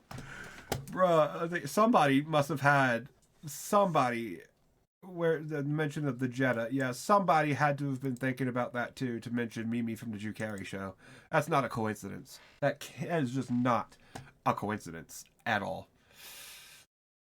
Hey, How could I, or, you, yes, you. You, how could I ever get any fame playing you? Dewey, what the hell is she rambling about now? What's wrong, Jen? See yourself as one of those USA Network winners you did? See yourself in one of those USA Network winners you did and realize how badly you suck at acting? God damn you, Gale Weathers. Didn't you see? The killer is choosing his victims as they die in the script. Ben Damon's character was the first to get off, and so was his girlfriend. But she wasn't cast yet. So his real girlfriend was killed. Then Sarah Darling's Candy, and now me. Wait a second. Whoa, calm down. Number one, there were 5 different versions of the script given out. Ben Damon was given a fake script because he was only offered. Yeah, because he was only offered the role. He was only offered the role. So they. Why give him a script at all, Molly? Why give him a script at all? Why not just have him come in and read right then and there? I don't get it. Why? Whatever. Because he wasn't. Yeah, he was given a fake script because he was only offered the role. Yeah, it only had fragments of real scenes from the actual script. And what? I die in Scream 3? Or Stab 3? Everyone is silent. Dewey nods his head. Gale rips the script from Jennifer's hands. Reading the script. And I die naked? Ugh! This is complete bullshit. Who wrote this piece of crap? I know, right? It was kind of weak. And that's because Will Kennison? Oh my god, they're just mashing up names at this point. Kennison, like I know the name, but like I can't think of the dude's first name. That's because Will Kennison only wrote a rough treatment of it. The script was written by some new guy. He wrote Arlington Street. I forget what movie that's even parodying. Still, that was a much better. Yeah, still, that was a much better movie. I saw it at the premiere last week. God, what the hell am I getting? What the hell am I getting sidetracked with this shit for? Well, we've got to get down to business. A teary-eyed Angelina Tyler rises up from the couch, approaching the group. What are you talking about? Because of this shit, I'll probably never act in a Hollywood film again. Tom throws his arms around Angelina, squeezes her tightly. Hey, good looking. If you play your cards right tonight, I might be able to sit you down on my casting couch and try out a few films my production company is working on. How do you feel about a Deep Throat remake? Stupid. Angelina squeals in disgust, elbows Tom, and races out of the house. Tom groans, following after her. I'll be right back. Cut to exterior Jennifer's house. Night. Tom walks out into the darkness. Looks around. Angelina is nowhere within sight. Nowhere in? Again, someone's allergic to the space bar. Nowhere in sight. Angelina! Hey! Where the hell are you? I was only playing. Hey, look, I could really get you a bit part. Just come on out, okay? Damn it, here goes my chance at getting some head from her. That's all you can fucking think about. Tom whips out a joint, pops it in his mouth. He lights it, walks around the side of the house. A noise catches his attention. A low, muffled squealing. Angelina! Tom turns to the guest house, door half open, darkness spilling out. Tom smirks, steps inside. Cut to interior guest house, night. The entire small interior of the guest house / Dewey's living quarters is darkened by the night. Tom cockily waltzes about, not noticing one of the black shadows peeling off the wall. It's the ghost. Angelina? Tom stops in his tracks. He looks down. Lying in a pool of blood at his feet is Angelina Tyler. Tom screams, staggering backwards right into the arms of the ghost. You fucker! The ghost slashes open Tom's arm. Tom screams, backs up into the kitchen. from the guest house? Okay. The ghost... Okay, wait, if he's backing into the kitchen, why don't they hear this? Anyway, the ghost grabs him by the throat and begins choking him midair? What? That doesn't make sense. He slowly begins to lift him off his feet, angling the knife, ready to make the killing blow. Tom gags. He can't even scream. The killer's crushing his voice box, causing a trickle of blood down his lips. And the ghost brings the knife down, piercing Tom's heart, pinning him to the closet. Really, he Michael Myered his ass. Okay. Pinning him to the closet. Tom kicks around for a moment before finally going limp. The ghost stands back, admiring his work.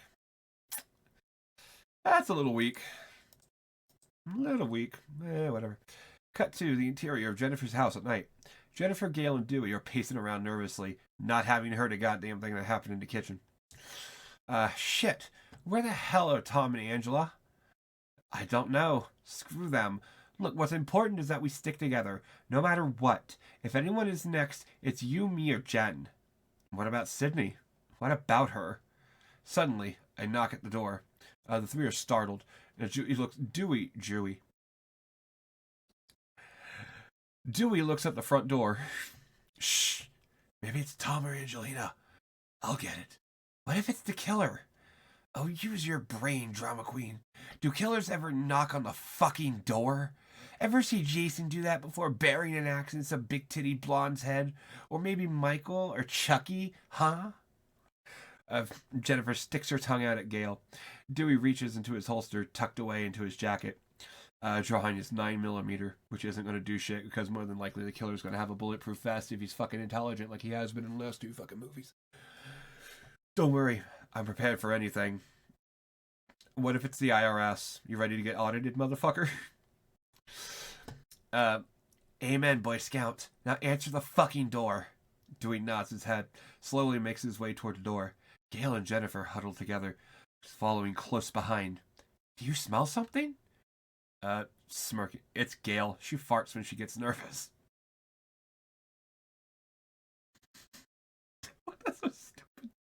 That's so stupid. Gale makes an angry face, slaps Dewey on the upside of the back, on the upside the back of the head of his head plate fully. Jesus Christ, somebody is retarded. Head play fully. Someone's fucking stupid. Oh my god. Dewey steps up to the front door. It's not locked. He reaches for the knob, turns it when suddenly the power sizzles out. Everyone screams. All right, don't panic. Just a fuse. Dewey throws open the door. Angelina's corpse drops into the hallway. A symphony of screams. Hurry! Everybody out the back way! Now! Dewey, Gale, and Jennifer race for the French doors in the living room leading outside to the pool and backyard. A phone rings somewhere in the house. Whose phone? Oh shit, it's my cell. Answer it. Jennifer answers her cellular. Hello? Hello, Jennifer. Wanna play a little game? It's him. It's the killer. Gale rips the phone out of Jennifer's hands. Listen, you sick bastard. What the fuck do you want? What's your favorite scary movie, Gale? What? What? Wait, what? Is she actually finishing the line? Like, yeah, what's your favorite... Wait, Jennifer?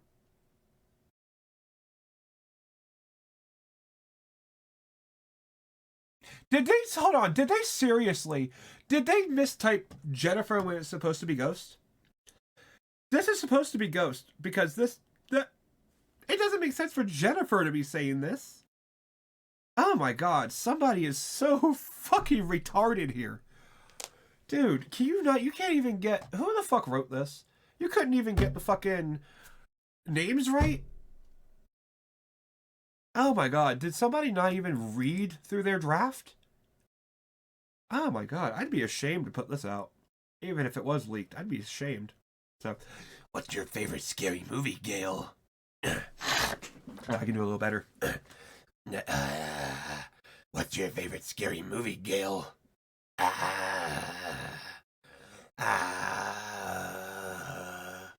What's your favorite scary movie, Gale? Yeah, that works. I can't do the voice. I don't know, but I can tell you that yours will be the home movie footage of me sticking my foot up your ass. Now come out and fight me like a real man, you pussy. I just might.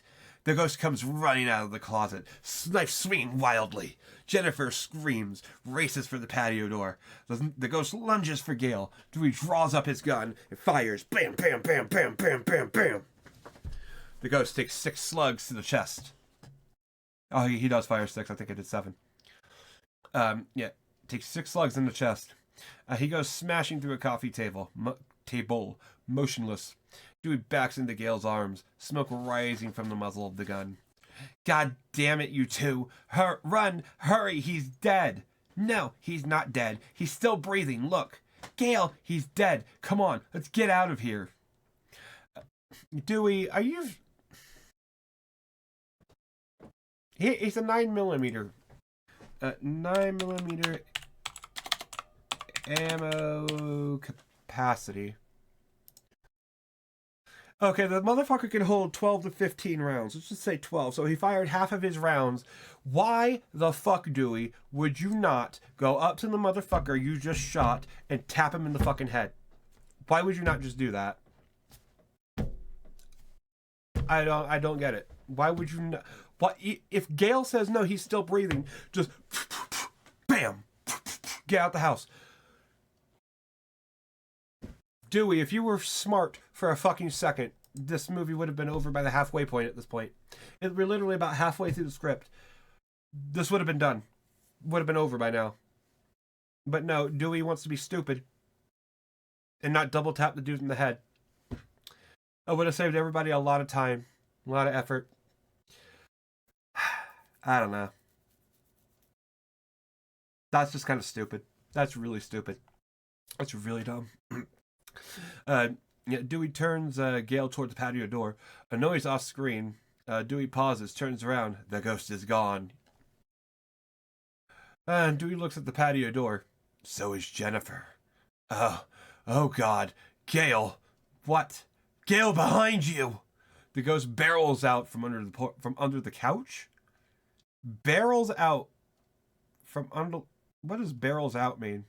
I think barrels out means something completely different.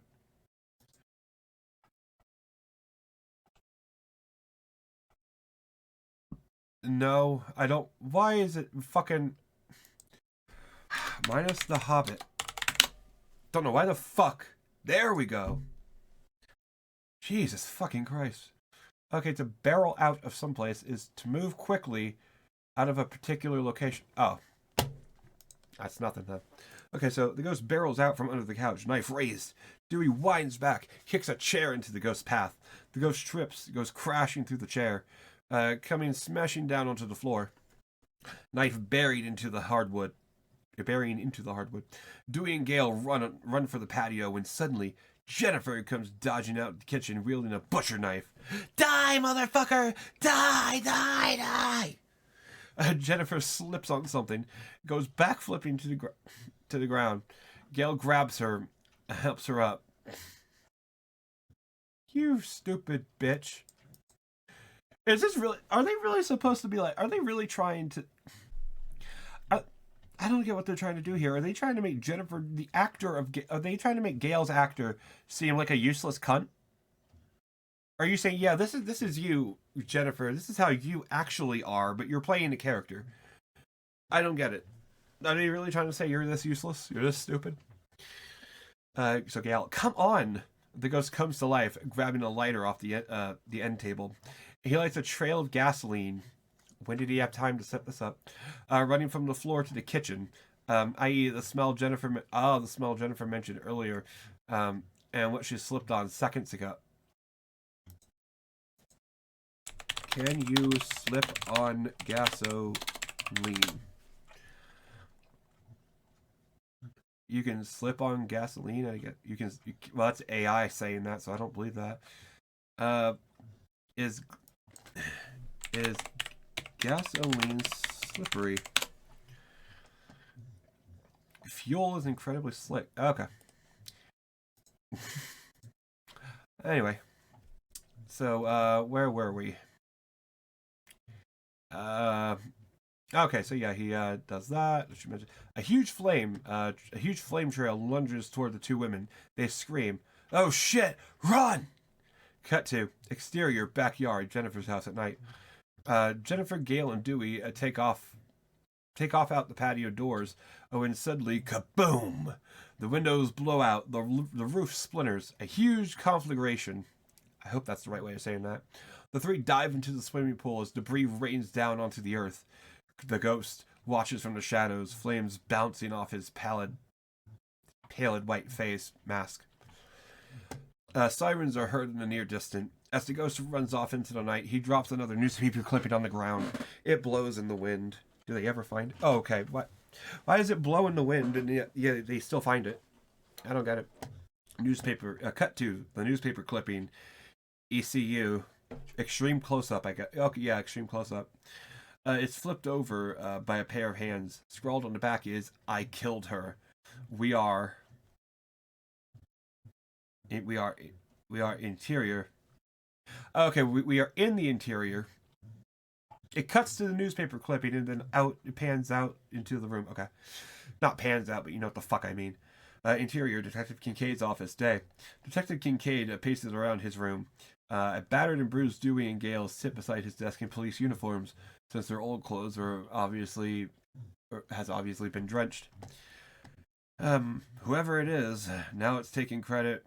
Whoever it is now is taking credit for the Maureen Prescott.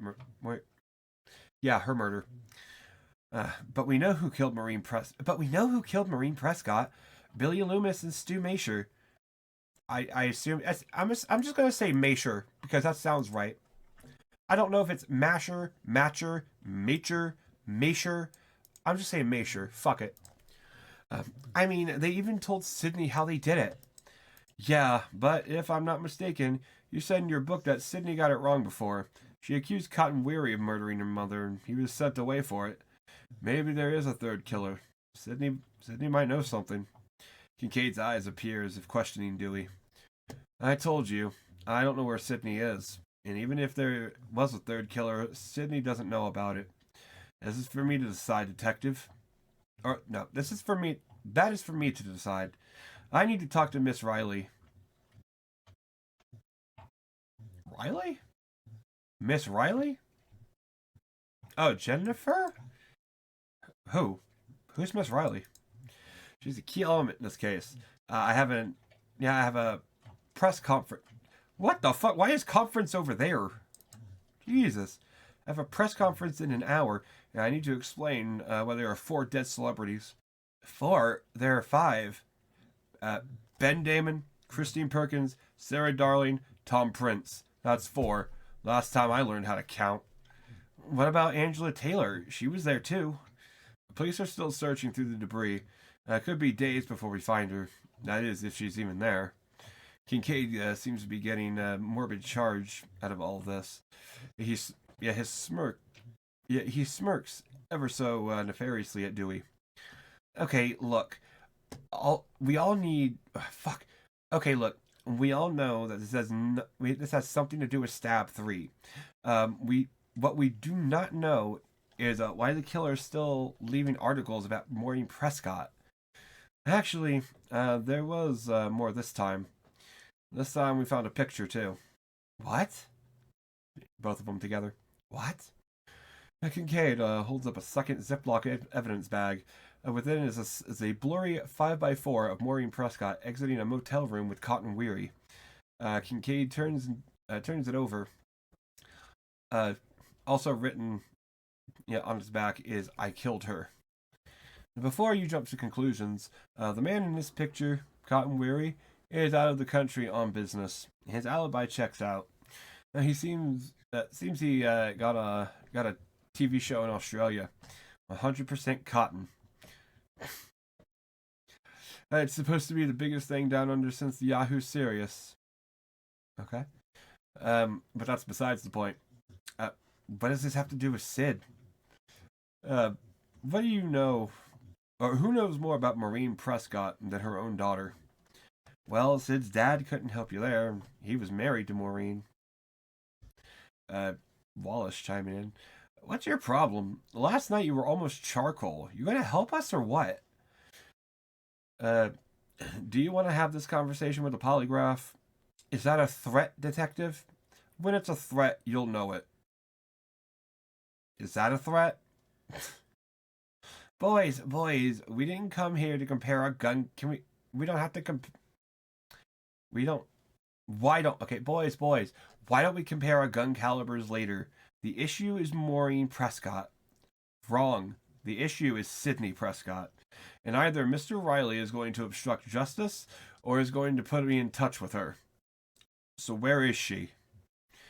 Cut to hallway interiors, interior of the hallway, police station day. Dewey is on his cell phone. Sidney's answering machine. Hi, you've reached the machine. Leave a message. Talk as long as you'd like. Sid, it's me. This is the 6th time I've called. Sid turns the corners. I should down the hallway back up. Please pick up. I want to make sure you're okay. Sid. Dewey? The two run into each other's arms, embracing tightly. What are you doing here? I told you to stay hidden. It's not safe for you up here. Well, it's not safe for me up there either. The killer found me, Dewey. He called me last night. What? I figured I'd be safe if I was at least up here with the people I care about. Now, where's this Kincaid guy the news is talking about? I found this place from a Fox 5 TV news report. Follow me. Dewey walks Sid into Kincaid's office. Interior, Detective Kincaid's office, day. Detective Kincaid? What, Riley? There's someone here who wants to help. Oh my god, Sidney, you ran fast. You ran fast or what? Hey. I don't get that. That's what? Yeah, hi, Gail. I'm glad you're all right. For a chance, instead of exchanging fists, the two share a warm hug. For once, for a change, yeah, she's punched her a couple times. It's pretty funny. Thank you, Sid. This is Detective Kincaid.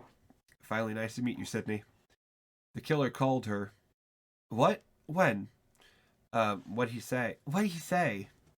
Oh, the usual small talk. What's new? How you been? How do you want to die? Sidney, do you have any idea how you could have gotten your number? He could have monitored calls on a scanner. Did you ever call her from the set? No. Do you think her number is stored in your memory? Dewey thinks. Phone memory. Okay. Oh, he thinks because. Oh, that's kind of a funny. That's a quick funny joke right there. That's actually kind of funny. Oh yeah, I guess I do. Has anyone else ever used your phone? Has anyone else ever used your? Someone is allergic to spell check. Just Jennifer. To Kincaid and you. Hey, I'm the cop here. You're in my office, Riley. Sidney notices the clipping in the photograph of Maureen. The killer leaves the newspaper clipping at each murder, Sidney. He's recently also left a photo of your mother. Why didn't you tell me? This is my mother, Dewey. Why didn't you say something? I was afraid they were bait. Something to, trick you out of hiding. Listen, detective, I want to see the studio where all this shit's going down. Are you sure? Absolutely. Cut to exterior Sunrise Studio backlot. I kind of wonder if they're gonna have if there's gonna be a scene in here with Jay and Silent Bob walking by. I doubt that would be scripted. That was more of a last minute thing. They could have done anywhere, but it'd be funny if it was scripted. Kincaid and Dewey's car drive through the lot. They drive over toward a row of trailers. Park. Kincaid disappears to do something while Gail, Dewey, and Sidney get out of Dewey's truck. All right, Sid. Over there is the Stab 3 production offices. That's where Sarah Darling was murdered last night. What a waste of silicon. What does my mother have to do with this all, Dewey? With this all, Dewey? With all this, Dewey? Whatever. That could have been a better way to say that. Yeah, we're a long way from Woodsboro. A figure lunges out of nowhere, startling all three of them. It's a young, scrawny goth girl in heavy makeup. This is Karen Kolchak, 22. She holds something in her hand. A tape marked Scary Movies 101. Why are we getting introduced to this character just a little over halfway through the script now? And she's important enough to get a name. Karen Kolchak. Actually, is that...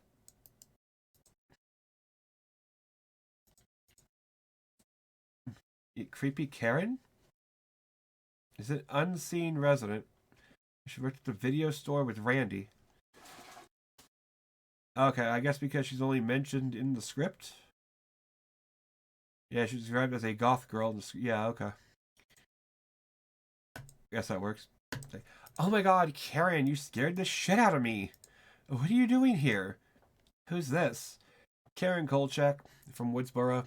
She was Randy's only girlfriend. Ever. I think I remember her. That's me. First and last. Sydney hugs Karen. So does Dewey. It's been a while. I thought something with TV was going on. It's been a while. Still working at Bradley's? Nope. They opened up a Hollywood video down the street. It pays better. Anyway, I'm here because I heard on the news about the murders and, well, I found this while rooting through Randy's things. Karen holds up the video. I mean, it's obviously a VHS tape. I don't know why they just don't say that. Close-up video monitor, cut to. The screen flickers to life, revealing the face of Randy Meeks, dearly departed video geek from Scream 1 and 2. Told you I'd make a movie someday, huh? And we are Interior Trailers Studio Lot Day. Sydney, Gale, Karen, and Dewey are gathered around the inside of a small, cramped trailer watching the tape. Oh my god. Well, if you're watching this tape, it means, as I feared, I did not survive these killings here at Windsor College. He made this tape during that. I forget that, but that's so weird.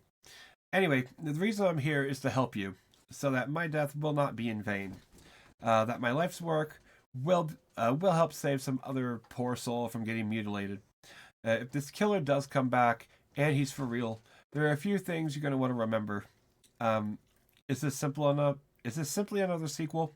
Well, if it is, same rules apply. But here's the critical thing. If you find yourself dealing with an unexpected backstory or a preponderance of exposition, then the sequel rules do not apply, because you are not dealing with a sequel. You're dealing with the concluding chapter of a trilogy. Trilogy? Or a trilogy? That's right. He's Doctor Whoing it. That's why he's Doctor Whoing this shit. It's like, really? Somebody will say a trilogy? And he just goes on with it. That's right. It's a rarity in the horror field, but it does exist, and it's a force to be reckoned with, because true trilogies are all about going back to the beginning and discovering something that wasn't true from the get-go. Godfather, Jedi, all revealed that there was something. All revealed something that we thought was true, that wasn't true. So if it is a trilogy you're dealing with, here are some super trilogy rules. 1, you got a killer who's gonna be superhuman. Stabbing him won't work. Shooting him won't work. Basically, in the third one, you gotta cryogenically freeze his head, decapitate him, or blow him up. Number 2, anyone, including the main character, can die. That means you, Sid. I'm sorry, it's the final chapter. It can be fucking Reservoir Dogs by the time this thing is through. Oh, that's one I need to watch again. That's something me and the boyfriend are gonna have to watch one day. Reservoir Dogs. It's such a good fucking movie. Number 3, the past will come back to bite you in the ass. Whatever you think you know about the past, forget it. The past is not at rest. Any sins you think were committed in the past are about to break out and destroy you. Number 4, never, under any circumstances, go running off by yourself. Because if Friday the 13th has taught us anything, it's that the next time we're gonna see you, you're gonna have a fence post jutting out of your back. So, in closing, let me say good luck, Godspeed, and for some of you, I'll see you soon. Because the rules say some of you ain't gonna make it. I didn't. Not if you're watching this tape. Damn. I mean, I kind of like that. Randy was awesome. He was played by Jamie Kennedy, I think. So, yeah, dude's pretty cool. I haven't seen him much lately, so who knows what he's doing. Cut to exterior Sunrise Studio backlot. Day. Sydney and Karen are hugging. Thanks, Karen. You be careful. Don't worry, Sid. I got tickets to see Family Feud. I did have somewhat ulterior motives for driving all the way down here.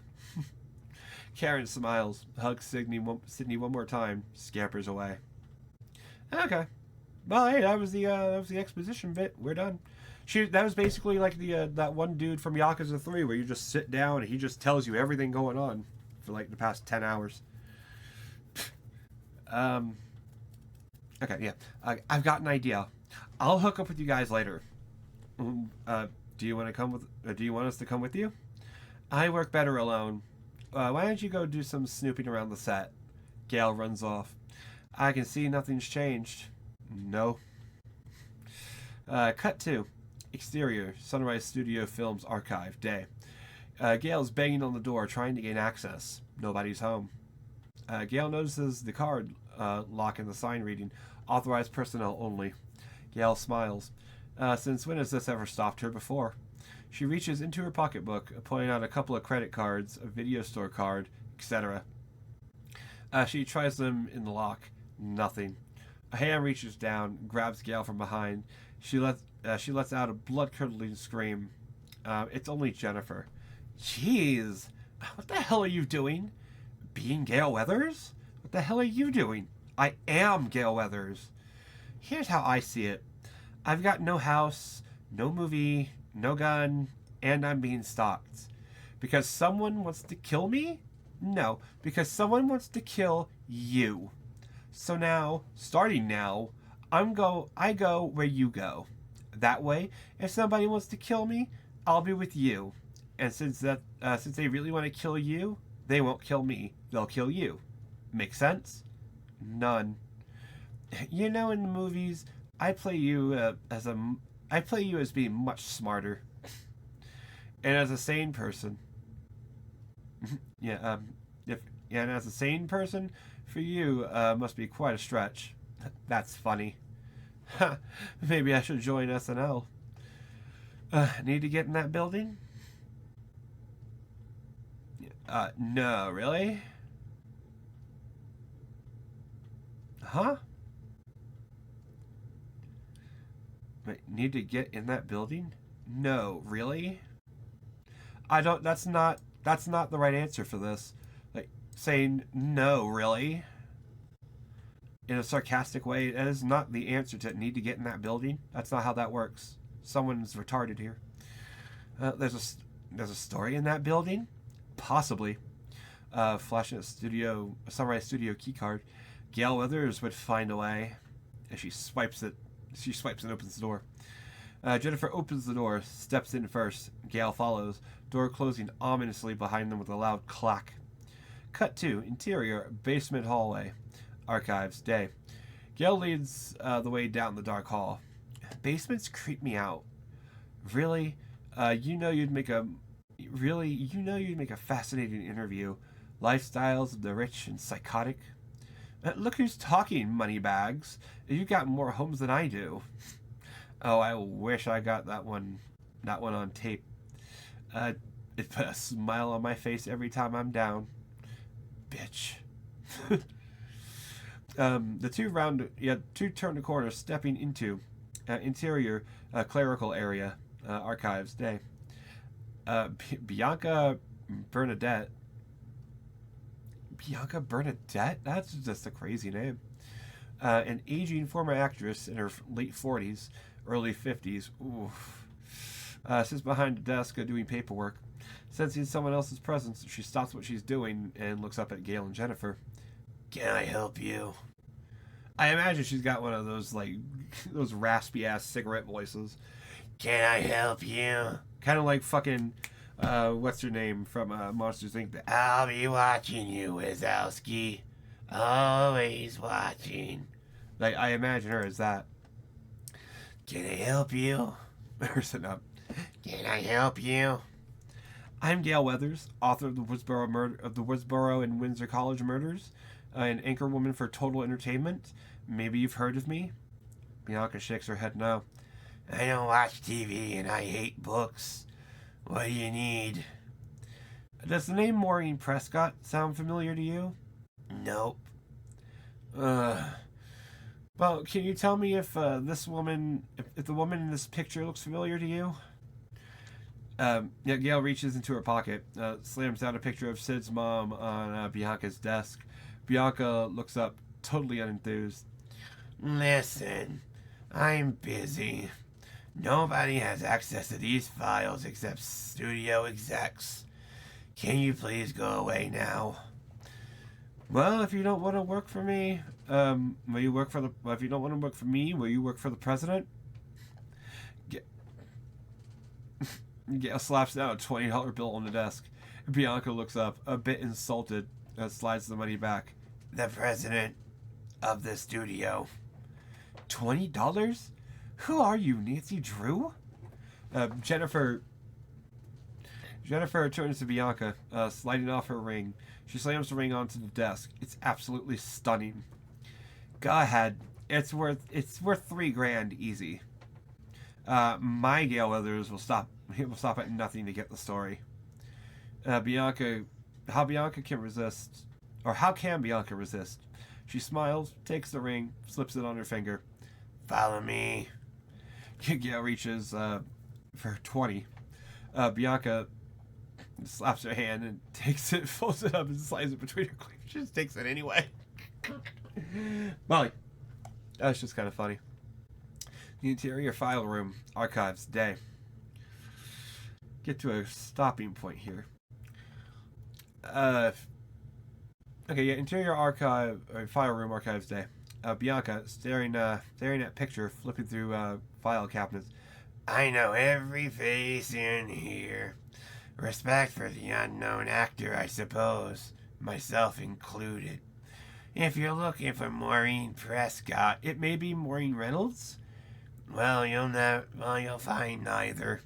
Rena Reynolds, however, you will. Rena Reynolds, what a stage name. You should talk, Judy Jurgenstein. Judy Jurgenstein. Maureen takes the folder from Bianca, or Gail, not Maureen. Gail takes the folder from Bianca, opens it. Inside are 8x10 headshots of Maureen Prescott when she was younger. Behind the pictures is a Xerox listing of the film she starred in. What are these movies? Zombies? Space Psychos? Creatures from the San Andreas Fault? Horror flicks. B movies from Milton's heyday. What?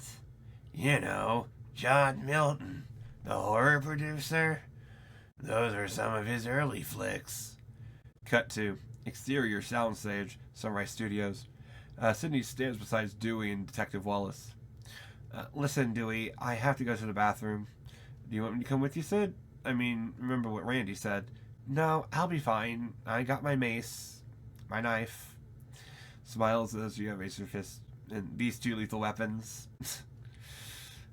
Sure you don't need a police escort? That's what we're here for. No, really, I'll be fine. Dewey and Wallace nod. Sydney begins to walk towards the soundstage. I'll be right back. I'll be right back. Fucking, yeah, sure you are. Sure you are. Interior ladies' room, soundstage building, day. Sydney stands at the sink washing her face. She spaces off. Yeah, she shuts off the water, reaches for a paper towel, when suddenly something catches her ear. Almost as if a man whispered her name. Sydney. Sid turns around, stares at the empty bathroom. Hello? Anyone there? Silence. Sid reaches into her pocketbook and draws out a gravity knife. She flips the blade open, crouches down on her knees, scanning the row of stalls for feet. What a relief. None. Sid smiles, dismisses what she thought she heard, and when she sees the rumbling air conditioning unit. Sid goes back to drying her face when suddenly, man off screen. Sydney. This time it's apparent. There's someone else in the bathroom. Sid begins to make her way for the bathroom door when suddenly, wham!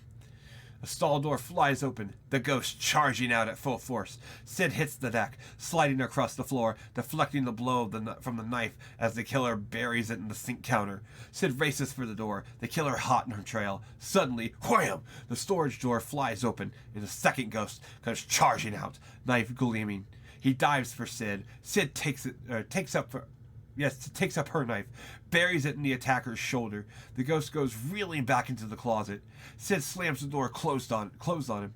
As she dives for the doorknob when suddenly the first ghost comes running back at her. She ducks as he swings his knife, burying it in the bathroom door. Sid bolts across the bathroom toward a tiny window in the far corner of the ceiling. Using the trash as a booster, she leaps up, slides the window open, and dives out, just as a deadly pair of attackers come back for more. Cut 2, exterior, studio lot, day. Sid comes charging around the corner of the soundstage building. She looks up, realizing she just ran herself into a dead end. Sydney crying, shit! Bam! The door flies open. The ghost comes charging, just one of them. Okay.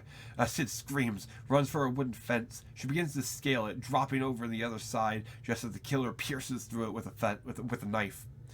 Sid takes off running for Wallace and Dewey. Wallace and Dewey, hearing the screams, spin around, drawing their guns. Wallace looks at Dewey. Re-gun? I guess they're talking about the gun. Don't worry, I've got a permit for it. Jesus Christ, Dewey, help me! They tried to kill me in the bathroom! The killers! Wait a second. Killers? There's 2 of them now? What do you mean now? Oh, I guess Wallace. This is his first time with this shit.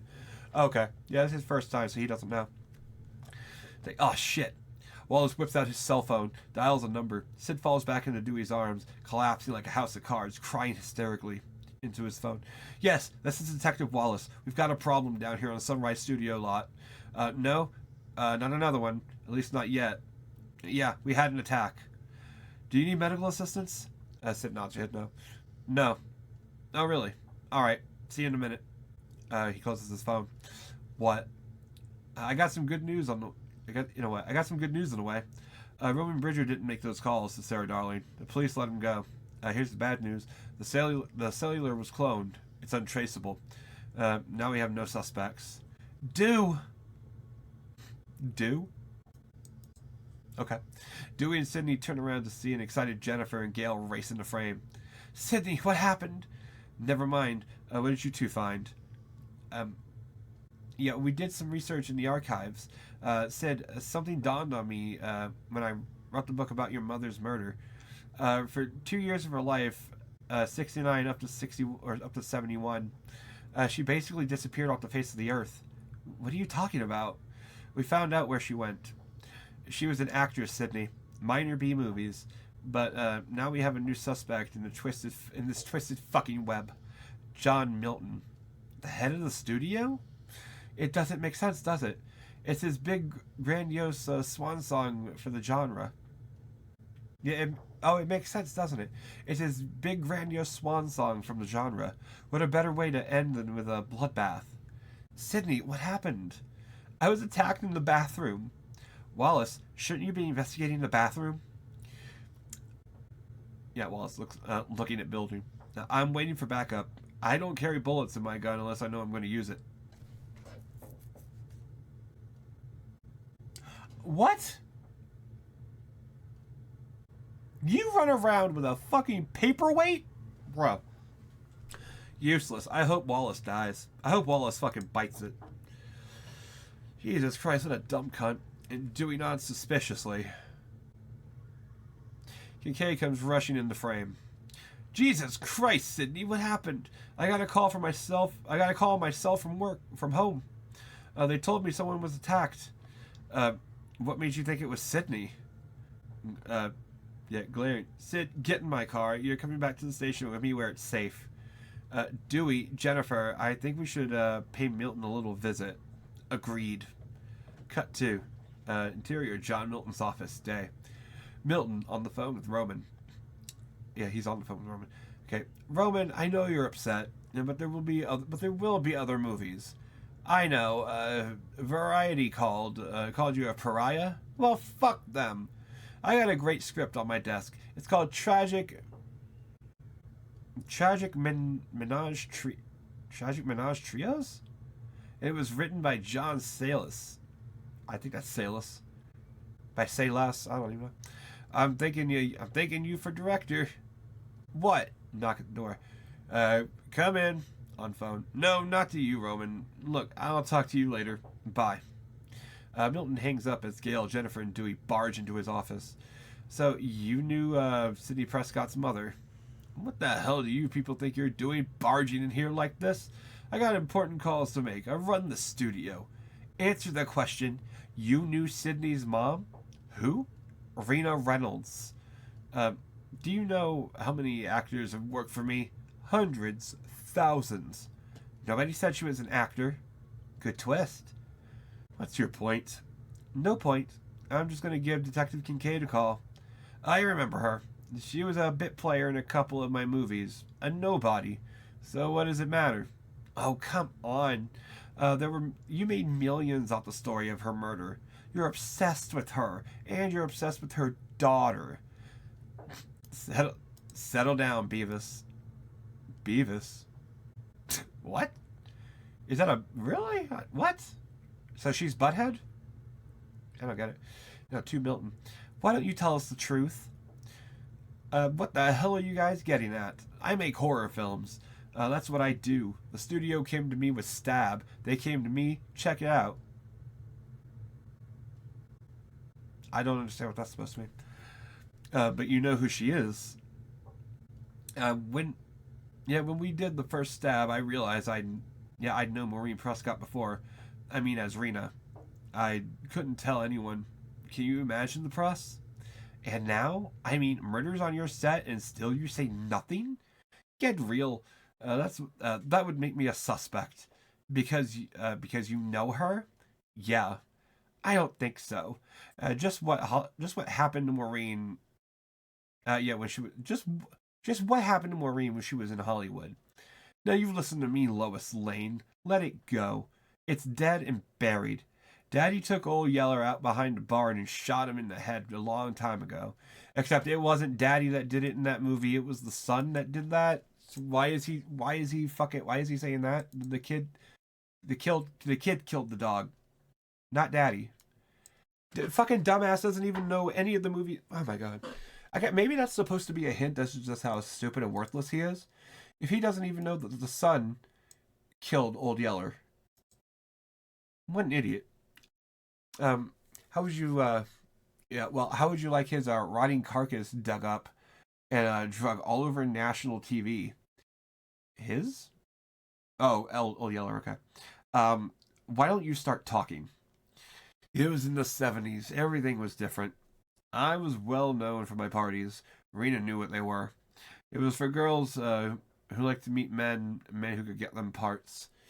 If they made the right impression, nothing happened to her that she didn't invite in one way or another, no matter what she said afterwards. Are you saying she was... I'm saying things got out of hand. Maybe they did take advantage of her. Maybe the sad truth is, this is not the city of innocence. No charges were brought. The bottom line is, Rena Reynolds wouldn't play by the rules. And you want to get ahead in Hollywood, you got to play the game or go home. Cut to interior Detective Kincaid's office. Day. Kincaid stands at his desk, trying to put the pieces of the puzzle together. Sidney's seated beside him, staring at the stack of books on script writing and selling your work in Hollywood. I can't read. What do you know about trilogies? You mean like movie trilogies? You seem to like movies, detective. Call me Mark, would you? Because I'm going to keep calling you Sidney. I'll call you Mark when you catch the killer, detective. All I know about movie trilogies is in the third one, all bets are off. Sydney, noticing a huge file. Huge file on her. Did you request this case? No, they tend to put me on the ones. They tend to put me on the ones that deal with the business. I grew up here. I know my way around the studios. Must be exciting. Beautiful places, beautiful people. To me, Hollywood is about death. Excuse me? I'm a homicide detective, remember? When you see what I see day in and day out, the violence people do to each other, you get haunted. I think you know about that. What do you mean? I know what it's like to see ghosts that don't go away. To be watching a scary movie in your head, whether you want to or not. Watching it alone. Ghosts are tough. You can't shoot ghosts. You can't arrest ghosts. But the best way to stop being haunted is to be with people. You're here. You're not hiding. You've done the right thing, Miss Prescott. What did you know about your mother? I used to think I had the perfect mom, perfect family, till I found out I was wrong. She had a secret life, and I tried to understand that, and as soon as I thought I had, more secrets. I don't know who my mom was. Sometimes I feel like I'm just learning about my mother for the first time. You know, with TV and movies and whatnot, those movies and whatnot. God, sometimes I feel like I'm just learning about myself for the first time. Like I'm watching my life instead of living it. Here's the deal. I'm off to search the soundstage. That's good news. How is that good news? Because that means we're dealing with an ordinary flesh and blood killer. And I know how to handle guys like that. Oh yeah? How? Catch him? Or kill him? Kincaid readies himself to leave. He snags up his holstered gun, his keys, and his jacket, etc. Hey, detective? What's your favorite scary movie? Detective Kincaid pauses. He leans over Sydney's chair. His penetrating eyes glare right into hers.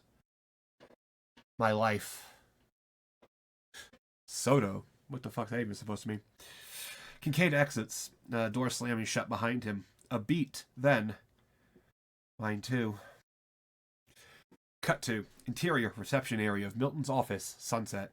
Milton steps out of his office into the reception area. Secretary's gone for the night. Milton starts out of the office, disappears. Close up on a coat rack. Or a coat closet, whatever the fuck it is. The door creaks open. Gail, Jennifer, and Dewey emerge from the darkness. Jennifer is gagging. Oh, they were doing it in there like that? Oh, okay, I get it. Oh my god, Gail. Dewey was right. Stop getting so nervous and you might start causing me to gag. Shut up. That's kind of funny. Good little callback. I like that. Jennifer's quiet.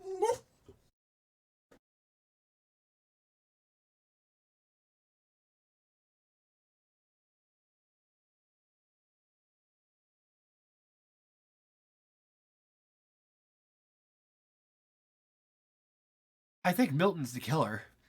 I think he just went out to kill another cast member. I don't know what her problem is. I took you out not too long ago. Damn, settle. Milton's not a killer. He's a pervert. He probably went out to buy more KY jelly for his jack-off parties when he has with his two best friends, Rob Reiner and Quentin Tarantino. For Rob Reiner. Really?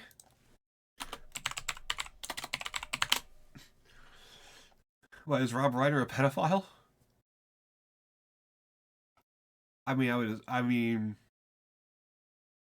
Nah, probably not. Tarantino though is a foot freak, so we all know that. I think we've all seen the picture of the suspiciously small foot in Tarantino's mouth. I wish I hadn't. Gail smacks her forehead out of frustration. Did you get any of my witty humor? I mean, you did play me for 3 movies. Yeah, his 2 hands, dingus. I don't get it. Oh, with his 2 best friends. Oh, I am a dingus. I totally forgot. Okay, yeah. His hands, dingus. Shh, ladies. Dewey leans into Milton's office door, slowly opens it. Darkness spills out. The three disappear inside. Cut to interior, hallway, building, night. Milton's walking down the hallway. It's dark, desolate. Camera tracks along the Paisley velvet carpet as a phone rings off screen. It's Milton's cell. He answers it. Pushes the elevator up button, anxiously. Into phone. John Milton. Wanna play a game? Who is this? You tell me. You bankroll 3 movies about me. It's you, the saboteur who's been fucking up my movie. I swear to God, if you don't stop, I'll find you and have you killed. I shut down production on that piece of shit Stab 3. We had no talent director, and the lousy Sidney Prescott of the planet and the lousiest Sidney Prescott on the planet. But that's besides the point. You still killed my movie, a John Milton movie. If you ever try to cross me again, you'll be sorry. My next movie is going to be a grandiose step up from this slasher shit. It's a film written and directed by John Sayles. John Milton going rapid fire. Oh, rapid fire. Oh, I probably should have said that first. Oh, poor John. There's not gonna be another film. Well, at least not for you.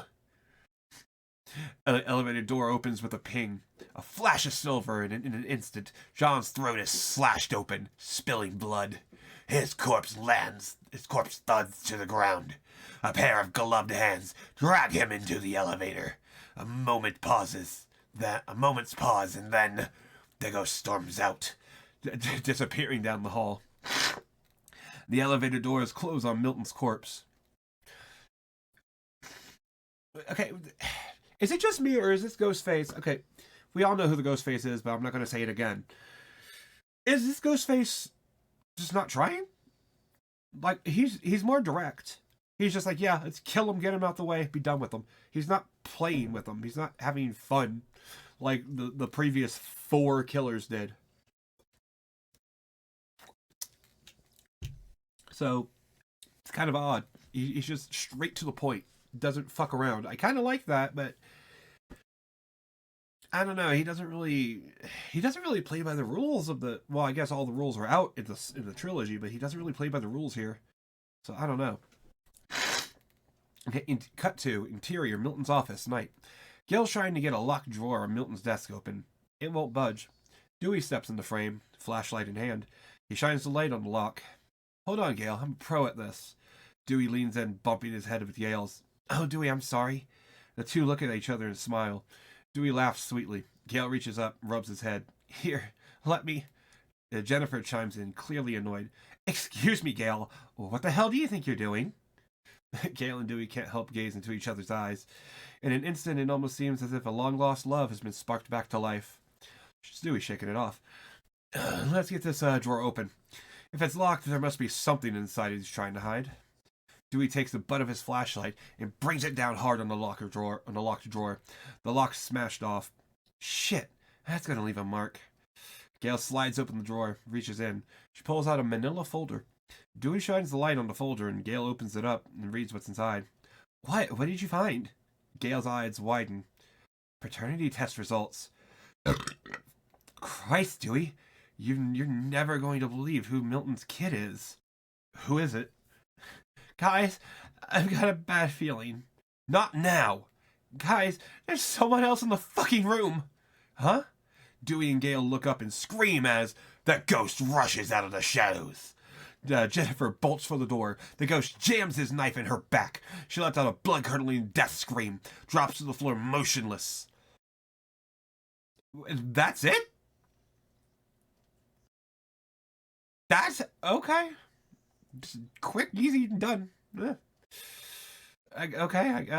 Whatever. Gail and Dewey share a terrified scream. The killer whips his blade clean, lunges for them. Run, Gail! Gail, run! Run, Gail, run! Whatever. Drewy. Why did I keep saying Drewy?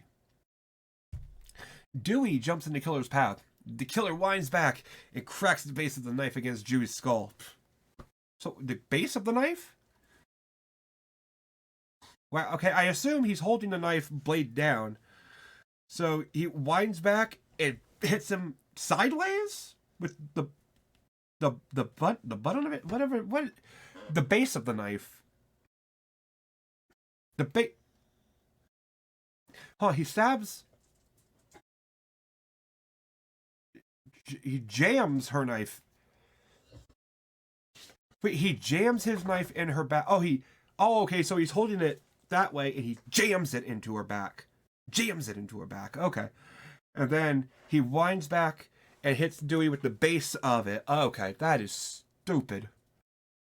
That's stupid. And he cracks the base of the knife across Dewey's skull. Dewey drops to the floor unmoving. Dewey! Clang! The killer's blade glistens in the moonlight. He charges for Gale. Gale screams, races out of the office door, slamming it closed as the killer sends him on the killer, sending him flying onto his back, because that's how that works. Cut to interior hallway offices, night. Gale races down the hallway, frantically trying every door she passes, all of them locked. She reaches the elevator, hits the down button. The door opens with a ping. Gale unleashes a horrendous scream. Milton has been strung up from the ceiling ventilation gutted from knob to gullet. Okay, who wrote this portion? Because he did the same thing to Christine in the beginning, and they described it differently. So who wrote this portion? His entrails lie in steaming heaps at his feet. They're still warm, fuckable. Gale staggers away from the elevator, speechless. She screams again. Her ghostly attacker is coming straight for her. Gale fakes out the killer, dives into the elevator. He runs ahead briefly, giving Gale enough time to trip him, sending him landing flat on his face. Gale races out of the elevator. It doubles back to the hallway toward the door marked stairs. She bolts through the door. Cut to interior stairwell. I can't pronounce words. Offices, night.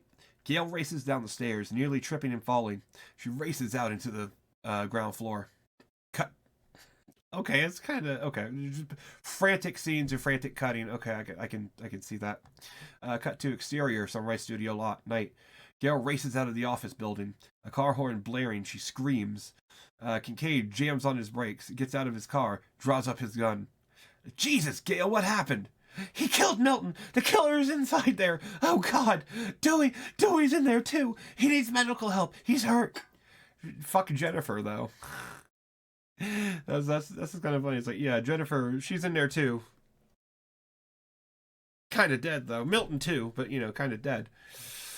All right, calm down. I'm going to radio in for backup right now. Not so fast. We're not finished. Kincaid spins around. Gale screams. The ghost comes charging out of nowhere, slashes open Kincaid's throat, and stabs him in the chest. Kincaid drops onto the hood of his car, dead. Okay, I guess that's why he never made it into the rest of the movies. They must said he never got to call him Mark. Gale pauses. She screams hysterically. The killer raises the knife menacingly. I wouldn't run if I were you, Gale. It's only gonna end up with you getting skewered like a fucking pig. I need you. Nervously. Awfully late time to be doing an interview. I need you as bait for Sydney. Gale closes her eyes, cries as the killer stalks toward her. Okay, that's new. That is very new. So that's definitely not in the movie I remember. I think by this point, assuming that the killer had already knocked out Dewey, I think she would have been behind the glass, wouldn't she? Be behind the glass, like banging on it for Dewey to be like, "Run, motherfucker, run!" But no, I don't. No, okay. Cut to interior Detective Kincaid's office, night. Sydney sits in Kincaid's office, flipping through the folder marked Sydney Prescott. It's loaded with newspaper articles and police reports, and is basically a scrapbook of obsession. Sydney smirks. Interesting. Kincaid has drawn little magic marker hearts around a picture of her. She's awakened from her daydream. The phone rings. Sid answers it. Wait, daydream? She's daydreaming that. Does she like him? Does she think he's hot or something? It's kind of odd. Yeah, and Sydney answers it. Hello? Hello? Who is this? Who is this? Who's calling? Who's calling? Gail, Dewey, whoever, call me back. I can only hear myself. I only hear you too, Sydney. Who is this? The question isn't who I am. The question is, who's with me? Sydney, stay away! Sid's face floods with fear. She rushes toward the office door when suddenly the voice draws her back, angrily and cautioning. Don't do it. If you do one thing to attract attention, one thing, I'll kill them both. Now, do you have somewhere we can be alone? Yes. Go there. Sydney stands up, goes into an inner office. Wallace's. Always hard being friends with you, Sydney. When you're friends with Sydney, you die. Well, these friends don't have to, Sydney. It's all up to you. How do I know their voices are real? How do you know you're not hearing things? How do you know I'm not someone in your head? Somewhere, you know. Or someone in here somewhere, you know. Someone. Were they supposed to say someone you know? Yeah. How do you know I'm not someone in your head? Someone, you know. Oh, someone in your head somewhere, you know. Oh, as in somewhere in her head. Okay. This is awkwardly written. And Dewey frantically, don't come here, Sydney. We hear the killer haul back and hit Dewey hard. Dewey, no! Or do you? You're dead. I don't want them. I want you. It's simple. You show yourself, they survive. You run, they die. Oh, God. Oh, God. Don't you want to know, Sydney? Don't you want to know who killed her? Don't you want to know who killed your mother?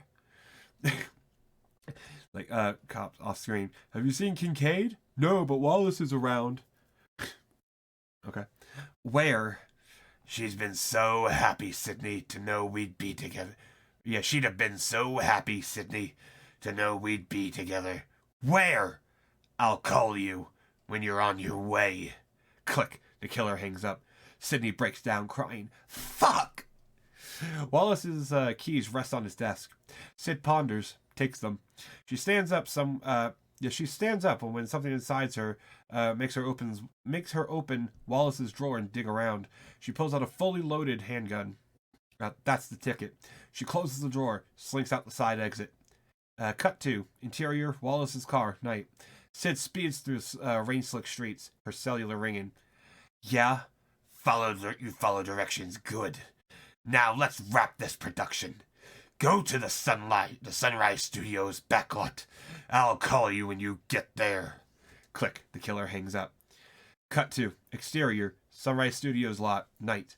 Sid parks Wallace's car along the studio gates. She gets out, stands on the hood of her car, begins to scale the wrought iron fence. Cut to exterior soundstage studio lot. Night.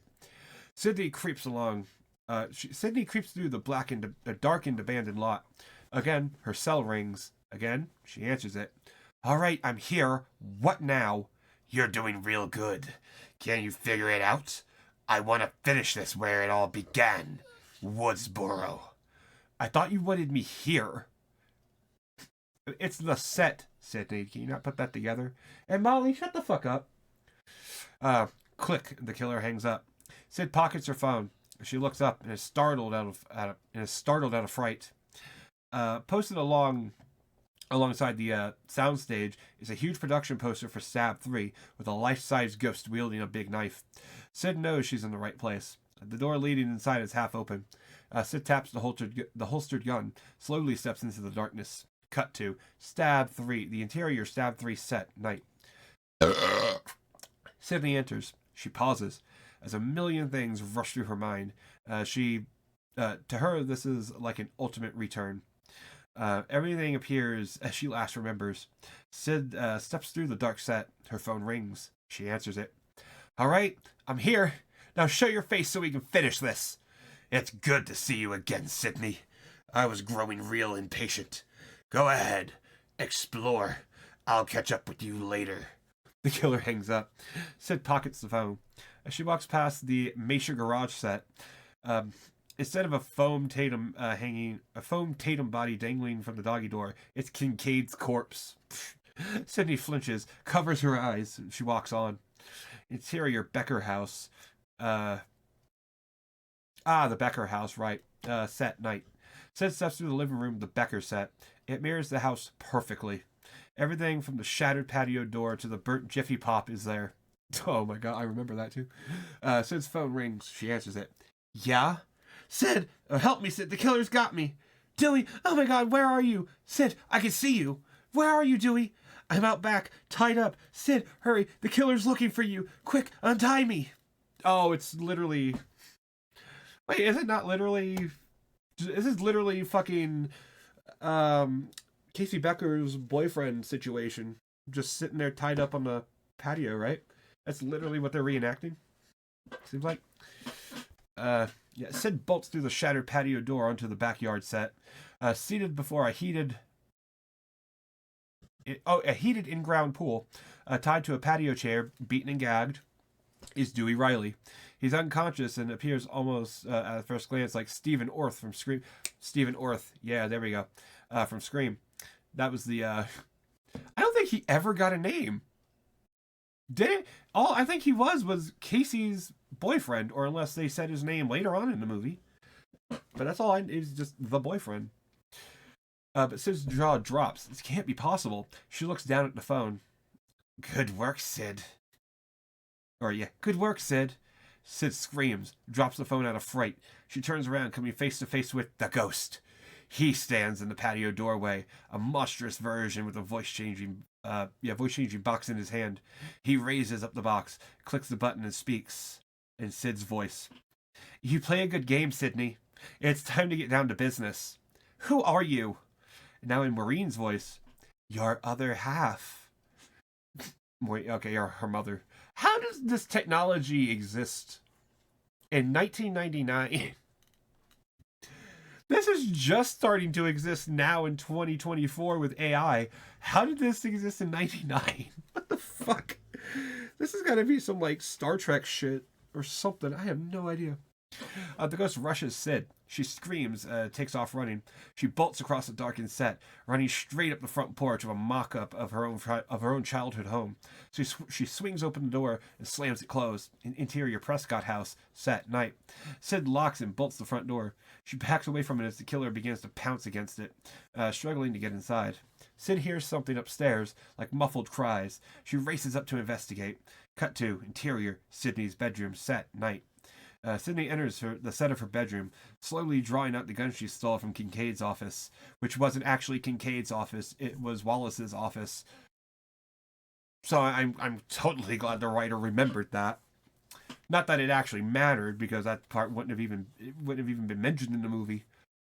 But I'm so glad the writer actually remembered that in this script. That shows such confidence in his writing. Anyway. Cut to the interior of Sydney's bedroom night. Okay, yeah, she saw from his office. Lying on the bed, bound and gagged, is Gale Weathers. Gale! Sid races over, removes the gag from Gale's mouth. Christ, Sydney, hurry up! The fucking lunatic is coming! Sid fumbles with the bindings, manages to untie Gale. Gale sits up. Gale, he's got Dewey. I know, he killed Kincaid. I know. Let's get out of here. Gale, watch out! Curse smash! Curse smash? Okay. The ghost launches himself through the upstairs window, just like Billy Loomis. Or Billy... Yeah, Loomis. Billy Loomis. Kind of. Gale and Sydney bolt for the bedroom door. Killer hot on their tails. Same thing. Yeah. Cut to Dewey. Dewey comes around. He lets his head lull for a moment before finally beginning to pull and tug at his bindings. Extreme close-up on Dewey freeing one of his hands from the heavy duct tape. Okay. That's kind of difficult to do. Maybe if you're sweating a lot, it's easy. And the killer probably didn't put that much effort into it, so yeah, that's possible. Cut to interior Maureen's bedroom. Why specific? Wouldn't it be her father's bedroom? But okay, I guess Maureen's bedroom, whatever. Prescott house set night. Gail and Sydney run into the master bedroom set, slamming the door shut and locking it. Sid looks around, her head already swimming from the chaos outside. However, what's inside utterly horrifies her. The walls, the furniture, and the bed are splattered with blood. On the bed lies a corpse in a black rubber body bag, supposedly Maureen's body. It wouldn't actually be, though.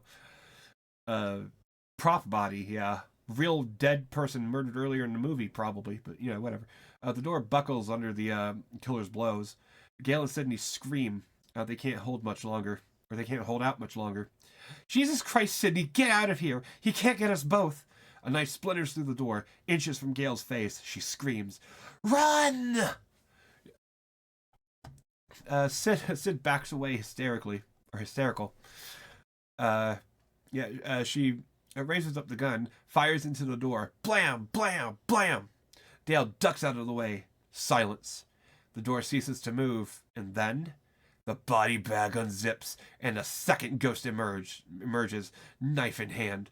The girl's utterly horrified screams.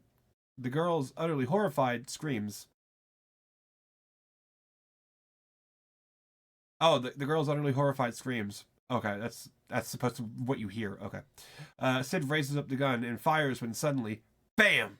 The bedroom doors kicked in by the other killer, and the other killer enters, grabbing Sid by the shoulders, batting the gun from her hands. Okay, Sid screams, punches her attacker in the chest. He winces. The second ghost grabs Gail, holds the knife to her throat, stopping her in her tracks. Sid makes a beeline for the window, leaps through the glass. The glass of the window shatters. Sid flying onto the patio awning. She rolls over onto the astroturf grass, momentarily motionless. When she comes to, her eyes flickering open, blurrily staring up at the ghost, leering out the shattered window frame. Same difference. Sid stands up, takes off running towards the Masher house set. Cut to inner foyer.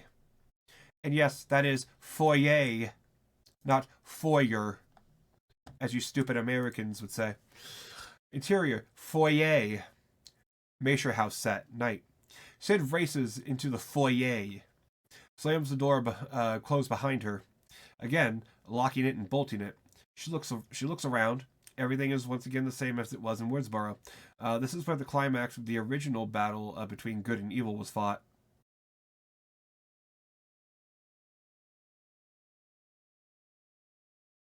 That all happened at... Wait a minute. Wait. Did the Scream climax happen at Stu or Sydney's house?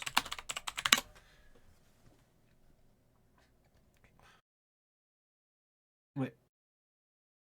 Really? Okay, for some fucking reason this whole time I thought this all happened at Sydney's house. Okay, I guess no, okay. Yeah, it did all happen there at the Masher house. Shit! I don't know why the whole time I thought it happened at Sydney's house. That's kind of weird. Anyway, it's where the battle between good and evil was fought. It's deja vu, and of course this fucking retarded director probably tried to fucking do the deja vu with the fucking accented E for some fucking reason. Like he needed to do that. Like you were trying to be fancy in your own fucking script where you're literally allergic to the fucking space bar half the fucking time. So there's been several fucking spelling mistakes, and a character that wasn't even supposed to be talking was the character talking, wasn't even supposed to be, it was the ghost. But you fucking wanted to do this in your script to be what? Cool? What the fuck were you doing? Just type out deja. There, deja vu. You don't need to be a fucking asshole and try to get the fucking accented characters, you prick. Jesus Christ. I don't know what it is with fucking idiots trying to be all fancy like this, but didn't need to fucking do it. Really didn't need to do it. Anyway, it's deja vu all over again. Footsteps off screen. Then Dewey. Sydney turns around. Dewey staggers through the living room doorway, gun in hand. Dewey! Sydney embraces Dewey. Where's Gail? They've got her. I said, I want you to stay here. I'll be right back. I'm not going to let them get Gail. Dewey unlocks the front door, swings it open. Standing across the set is the ghost, knife raised. Tightening grip on the gun. Hold it right there, you fucker! And Dewey goes to fire. Click, click, click. Out of bullets. Oh, shit. Or nervously, oh, shit. I guess that would be it, yeah. The ghost winds back, launches the knife. Launches the knife? So the knife is gone. Knife's gone at this point. Okay. Launches the knife. It swirls around space before... Oh! Launches it. Oh, it throws it. Okay. See, when you say winds back and launches the knife, I thought like that. I thought, you hold the knife, you wind back and you launch it and you throw it. But no. It winds back and forward launches it. Okay. And launches, wait. Okay, it swirls through space before embedding into Dewey's arm, launching him back through the doorway. Because knife impact. Sydney screams. Dewey's unconscious again. Oh, you get stabbed in the arm and now you're knocked unconscious? How? That's not how That's not how that works. Dewey's unconscious again. The ghost races for the open door. Sid screams, kicks it closed, locking and bolting it again. A crash off screen. Sid turns around. A body rolls down the staircase, covered in blood. It comes to a halt at Sydney's feet, unmoving, and an unmoving, rumpled figure. It's Angela Taylor. She's been brutally stabbed. Oh, God. But Angela's eyes open, a sick rictus smile forming on her lips.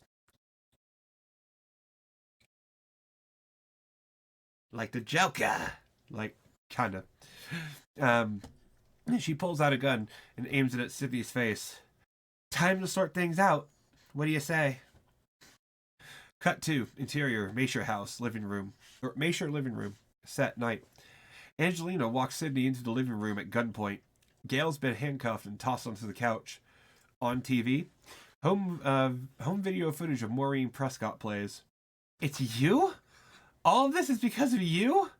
No, not at all. Not all of it. Sid, someone really wants to meet you. Sid tries to run. Angela trains the gun on her, causing her to stop in her tracks. Sid, you're not gonna run off. Not now.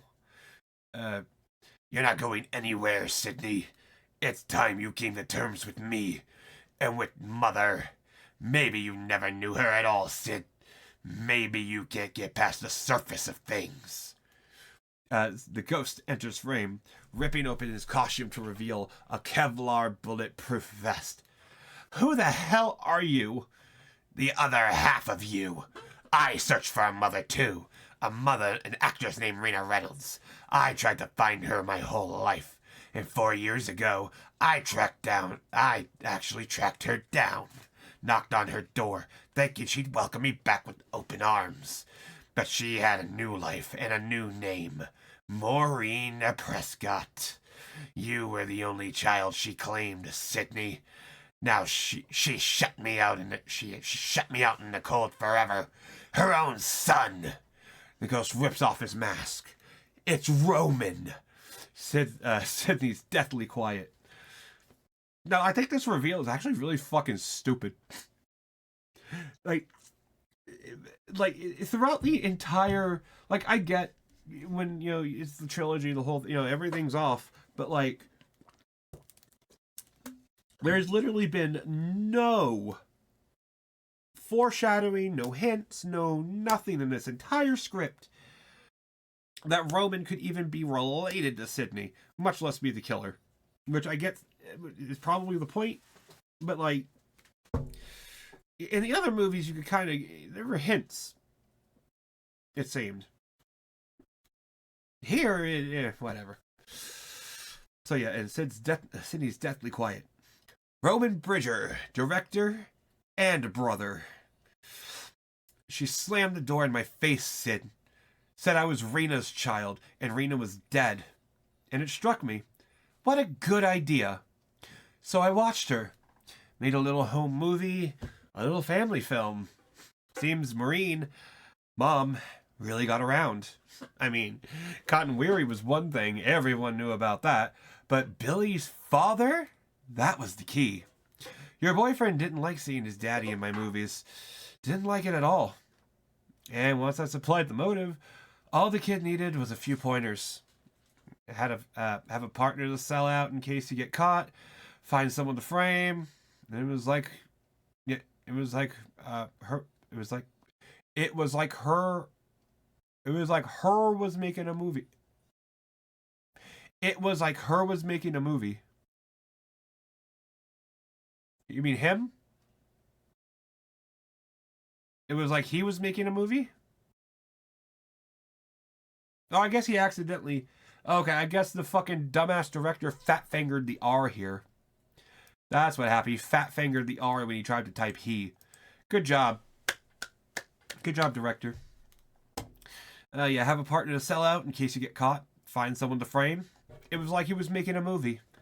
All the nightmares, all the hell I went through was because of you, you spineless bastard. I'm a director, Sid. I direct. For example, Angelina over there. She's my partner. I can convince her to do anything. We've been dating since I met her in Woodsboro. Oh, God. Oh, my God. Angie Crike? Angie Crike? From English class? That's me, Sid. I always idolized you. You were always my hero. That's why I'm here, Sydney. I wanted to make you proud. I don't think that's going to end well for her. And I kind of keep her around. Yeah, I kind of keep her around because it's a bit of a turn on. You know, in the movies, she's you, Sid. So every time I jump her bones, I'm doing you, technically. I'm glad they cut that part out. I'm glad they kind of cut that part out of the third film. I'm glad Angelina actually died in that one party scene, because that's fucked. He wants to fuck Sydney. That's a thing. So Repulsed, listen, I've got no time for this. I've heard this shit before, so let's get on with it. She's heard that before. Wait a second, Sid. Don't go jumping the gun. You haven't seen the best part. Pulls out the recorder. With the aids of the computer revolution of Y2K, I've been able to steal your voice. Ain't it cool? Listen to what the police are going to find next to your lifeless, mutilated body.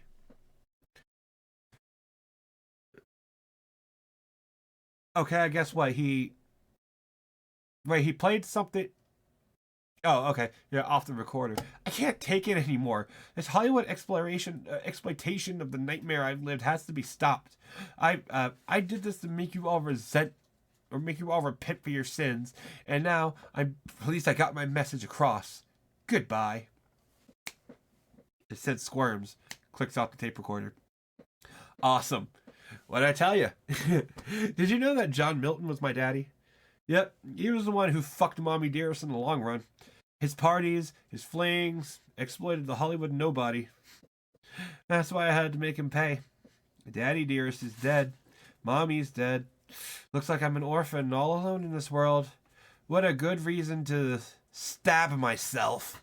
Roman stabs himself in the arm. He screams and goes staggering back into Angelina's arms. See, Sydney? As amateur as Billy and Stu were, they laid the groundwork for this. She said they also set the stage for you. Introducing the world to Sydney the victim. Sydney the survivor. Sydney the star. Roman continues stabbing himself in the shoulder, in the side, in the leg. Okay, this dude is literally Nagito from Danganronpa V3. Or V2. Or 2. Yeah, 2. From Danganronpa 2. Like, this is literally what Nagito did. Dude was fucking nutso. Okay, yeah. He continues to stab himself on the shoulder, side, and leg. Bleeding and hazed. His hands. He hands the gore drenched knife to Angelina. See, said, Now comes the part where you get away with, where we get away with it. The part where we win. Because Faces said, in this world, the bad guys win. Knock it off. Roman, knock it off. Do people even know why you kill people? You kill people because you choose to, and not because of any other fucking reason. Angelina screaming, Roman, make her stop! Make her stop, baby!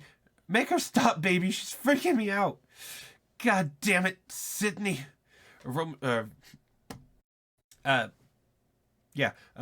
lunges at Sydney. Sid screams, takes off through the kitchen. Gail rolls herself off the couch. Angelina. It's Angelina. Angelina runs over and kicks her in the ribs. Hey, bitch! Don't ever use prop cuffs to restrain Gail Weathers! Gail pops the cuffs off. Leaping up. I know all the tricks! Gail barrels into Angelina, tackling her into the coffee table before she has a chance to move. Angelina struggles to raise her knife. Meanwhile, Roman chases Sydney into the foyer. She races past the spot where Dewey fell earlier. He's gone. Roman jumps at her. Sid disappears into another room. The chase continues. Okay, well, Dewey's gonna come out and do something at some point. Gail and Angelina continue the fight. Gail's slamming Angelina's head against the hardwood floor. Angelina swipes, slashing Gail along the side, deeply. Gail screams, begins to crawl away. She kicks Angelina in the face. Angelina drops the knife. Gail stands up, begins to back away. Sydney comes round in the corner into the foyer again. Roman's right behind her. Suddenly, wham! The laundry room swings open, and the ghost emerges, knife in hand. He buries the knife deep into Roman's chest, sending him flying backwards. Sydney screams. The ghost stops in his track, pulling off his mask. It's only Dewey. He can barely stand up. He's bleeding profusely from his wounds. Dewey and Sid embrace. Dewey, my God, I thought you were dead. Don't worry, Sid. I'd never leave you like that. Screaming off screen. Dewey, it's Gail. Or no, the screaming is Gail. Dewey, it's Gail. Sydney and Dewey race into the living room. Gail's got Angelina in a headlock. Damn. Okay. Right beneath the TV unit. They're not. This is for the stardom I've never had, bitch. Gail releases, leaps up, and pushes the TV set down on Angelina's head. Kills her the same way they killed Stu. Okay, that's kind of funny. Angelina screams, her body trembling from the electric shocks and high voltage. Sid and Dewey stand in the doorway, breathless. Gail approaches them. As she and Dewey embrace tightly, Angelina's twitching corpse goes limp. Sydney spots a gun on the mantel. She grabs it, cocks it. Foyer. 3 survivors step into the foyer. Sydney looks down at Roman's corpse. Watch out, Sid. Randy said the killer is always superhuman.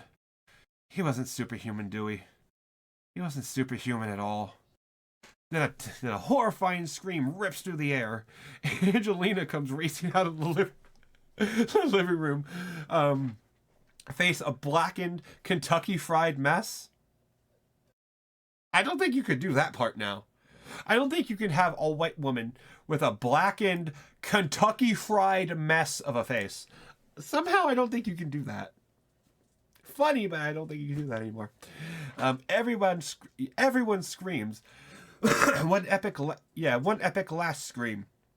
Sid raises up the gun, fires, hitting Angelina dead center between the eyes, sending a splash of blood and brain matter onto the wall behind her. Whoa! Holy shit! This is gonna make a good book.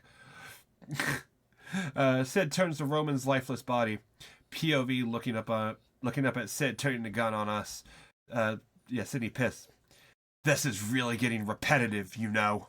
Sid scrunches her face in anger, pulls the trigger. Blam! A clean, perfect shot to Roman's head. Sid drops the gun, walks off set. Cut to exterior Sunrise Studios the next morning. The police, fire, EMS, and all are on the scene of the crime. Dewey's wheeled out of the studio on a stretcher, loaded into an interior ambulance. Gail's right beside him on the stretcher. She leans over, takes his hand. Gail, I know this is a bad time and all, but what if we try it out again? The whole relationship thing. Sure, why not? You did save my life, Mr. Riley. Dewey smiles. The two kiss feverishly. Cut 2. Wallace exiting his car. He surveys the damage. Sid passes him. Jesus Christ, what happened? I leave for 2 seconds to take my kid to the doctor, and I come back and it's the fucking Wild Bunch. It was just something that's been itching to be completed for the past 4 years. I guess so. Take care, detective. Give my regards to the wife and kids. And Wallace nods. It nods his thanks as Sidney walks off through the studio gates. The sun rises overhead, as calm and casually as if nothing had happened. As if nothing's happened. Slowly, we crane up on an aerial looking down upon Hollywood. Another day is beginning, and this is the perfect end for a trilogy. Cut to black. The end.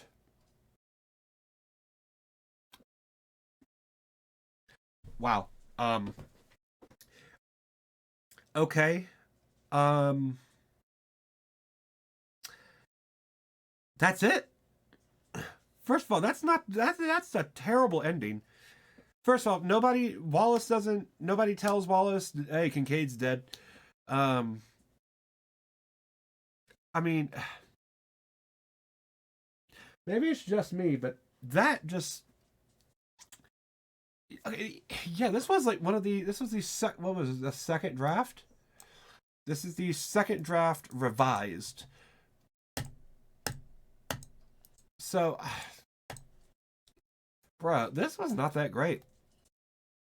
I'm really saying this was not that good of a script. Like, okay, one of the only other scripts I have ever read was the script to The Hateful Eight, Quentin Tarantino's fucking epic masterpiece. Of course, mentioned in here the fucking little child feet, but well, child feet. But I read that script and that was fucking amazing. And the movie was still good. So maybe that's why. Maybe the movie was good, so the script was good. But this is one of the earlier versions of the script, and it's terrible. I can see why it was leaked, because I guess if you want to improve a script, leak it and make them change it. But they changed it for the worse. Okay, first off, all the opening kill with Ben Damon, everything, they replaced that with Cotton Weary and his girlfriend or wife getting fucking murdered. I mean, okay, that all made sense, I guess, to change that. Because, I mean, really, Ben Damon is kind of a useless character anyway. So why not have it be a character that doesn't even appear in the script? So let's wrap it up and yeah, kill Cotton and just have that be its own thing. Kind of a shitty end for his character, but whatever. I guess that makes sense. And then what? Now then we go into everything there at the studio at first, which I think is mostly similar. It's definitely not the same, but it's definitely similar. Which I guess is okay. I mean, but this whole new cast of characters and shit. Yeah, Jennifer, Sarah, Tom, Tyson, Angelina, fucking cunt. Like, I don't know. This is just so weird. Like, I guess they're okay characters for the most part for only being in this film and nobody else. I don't even know what I just said there. But no, these characters just kind of suck.